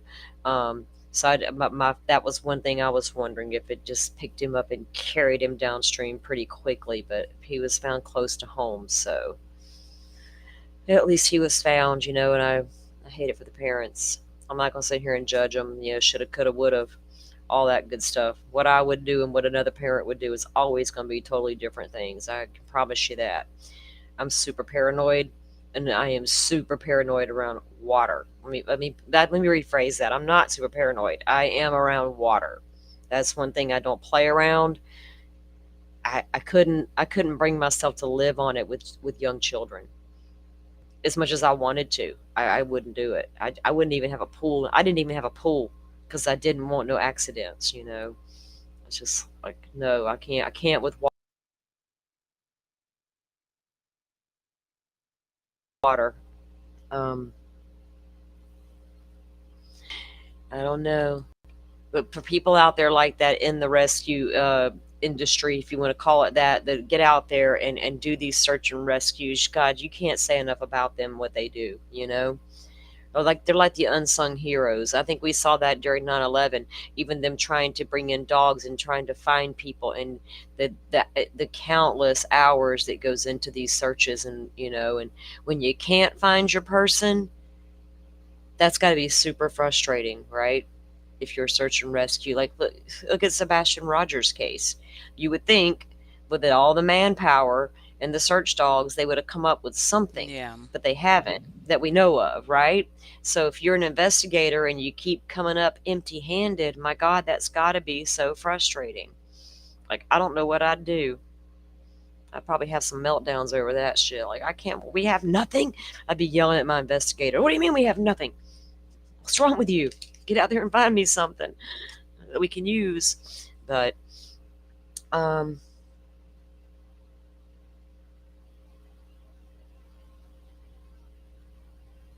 what? Danger? You drop me a link in Discord or something so I can check that out. I was checking out old cases last night. I went to sleep, then I woke up, and then I was bored, and it was like 1 o'clock in the morning. So I found something to watch on my phone. It was it was a case out of Indiana, Joe. One of them was about a haunted house. I'm like, why am I watching this? Then I fell asleep, and my phone was like on auto playlist of some stuff I had saved to watch later kind of thing. And I woke up to, right in the middle of murder mayhem, not like murder mayhem, like not like that creator content stuff, but just I woke up in the middle and listening to some case stuff. I'm like, I've got to stop doing that. I'll be woke up all night long thinking about these cases. And now I know why, because I'm going to sleep and they're subliminally playing in the background while I'm sleeping. So it's like, I got to turn that off at some point. Thanks, Danger. All right, guys. Well, I'm going to wrap it up for today. Okay. There's a lot to unpack with that Stines case. If I have any questions or don't know something, I can usually shoot Elizabeth an email. I'm going to try to work it out to get her on as a guest, but she's been super busy lately with her streaming schedule. And we see she's made a couple appearances now on Court TV, but she's super friendly and she's super nice, and she'll share documents with me and things of that nature. She's the one that sent me over the deposition that Joe and I read and everything, because it's like hard to get Kentucky records. Like, they want you to be a resident of the state and all this other BS, and I'm like, I'm not fighting for it. So anyway, shout out to Elizabeth, doing a great job over there covering that. We'll keep you guys posted on any of the new stuff coming out. If, Delphi is only going to have court filings between now and appeals, and Judge Gold's probably going to deny everything they throw out there, which is the usual. Until something new breaks, like, I'm going to keep an eye on the website for the defense in case they do start to release some of the exhibits that we really want to see. And if that starts happening, then I will come out with more on Delphi. Until then, I won't. That's what I told myself that weeks and weeks and weeks ago after the trial. If it's something new that's worth talking about, I'm going to come out and talk about it. I expect Judge Gold to be Judge Gold, and I don't think she's going to change at this point, so I don't let her take up any more space in my head. Like, get out of here, lady, with your bullshit, because I'm over you. Got over you a long time ago. And we'll keep an eye on anything going forward in the Stines case, of course, and with Koberger case. We'll see if that 911 call gets released or not, if only a few can get it. We may or may not be able to get it. We'll see. We may or may not have a request out there for it. We'll see. Yeah, I was just wondering what all would you need to try to request it to see whether or not you'd be denied or whatever. Shouldn't take much, because if Gray Hughes got it and Drunk Turkey got it, it should be a simple FOIA request. But you know what, right? though? I'm trying to remember, because I watched Gray first, right? I don't remember him saying that he got it from a FOIA request. I think he said that he heard it from someone else or whatever. So I'm just kind of like, If he heard it from someone else, then that means Drunk Turkey shared it with him. Oh, I didn't know that they know each other. Do they know each other?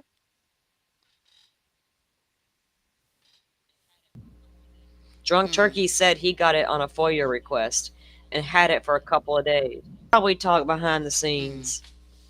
They probably do. There's probably a lot of that goes on that y'all don't know about, but it happens. So if he didn't just get it from some random person, because they're going to put it out there. So I think according to Drunk Turkey, he got it from a FOIA request and had it for a couple of days before he even said anything about it. Right. So I'm assuming now Gray Hughes does a lot of FOIA requests. He honestly does. So he very well could have put in for that request immediately you know, and so they may have gotten their request in right around the same time and gotten them answered around the same time. So now that I know that if that's as simple as doing a FOIA request, well, here we come. Right, Joe? Shh, don't tell. I don't care. Yes, we have a FOIA request in. We're trying. So we'll see what happens. And I don't want to hear it because I want to throw shade at these roommates because, by God, there's enough of that going on. Right. And I can't say that this is going to help people understand Dylan better or Bethany better or the situation, because it's not going to. They're dug in and they can go be dug in all they want to. I'm not wanting to hear it for the reasons people may think I want to hear it, not for like the gossip and the sensationalism. From case investigation standpoint, that's where I come at this stuff from. And yeah, exactly. It's going to get released eventually anyway. So you darn right, I want to hear it. I want to hear it. So as soon as we can get our hands on that, or if it comes down on a document, we will let you guys know for sure.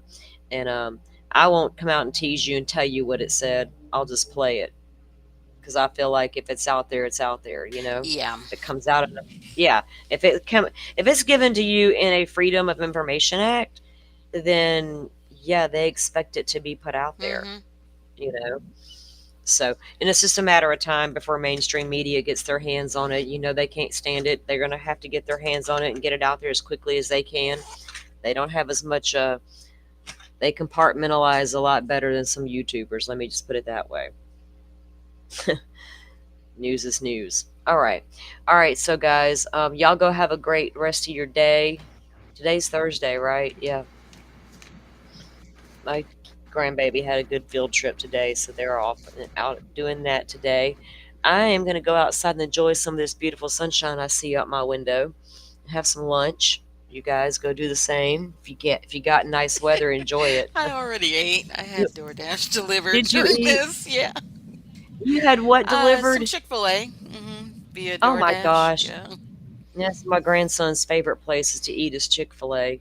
And we don't have one close to the house. Like it's a good distance from the house. But every time my son goes down that way, that baby got to have his Chick-fil-A. But yeah, I'm getting hungry, so I'm going to have to go make me some lunch real quick. I really want a salad, and I've got some really good salad ingredients in there. So I think that's what I'm going to have. Okay.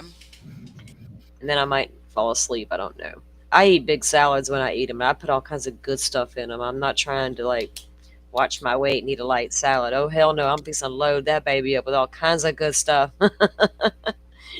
Oh, goodness. All right. Yeah. Thanks, everyone, for being here. We appreciate you. Thank you, everybody, for subscribing. Thank you for everybody who subbed up and all the new members that were gifted memberships. Keep an eye on the membership tab over on the community pages. Hit the like button. It really helps us out. We do appreciate it. Until Joe, are you going live in the morning? I probably will. Yeah, I probably have a few things to talk about. Yep. Awesome. I might come in the afternoon, guys. Saturday I won't be. I don't usually stream on Saturdays anyway, but I have a great niece's birthday party, but I will be back on Sunday for sure. Okay, if I don't see you tomorrow at some point, I'll see you over at Joe's channel in the morning, but if I don't see you live, I'll see you guys on Sunday. Until then, everybody have a great afternoon and a great weekend. Alrighty, see everybody later. You too. Thank you all for watching this here video.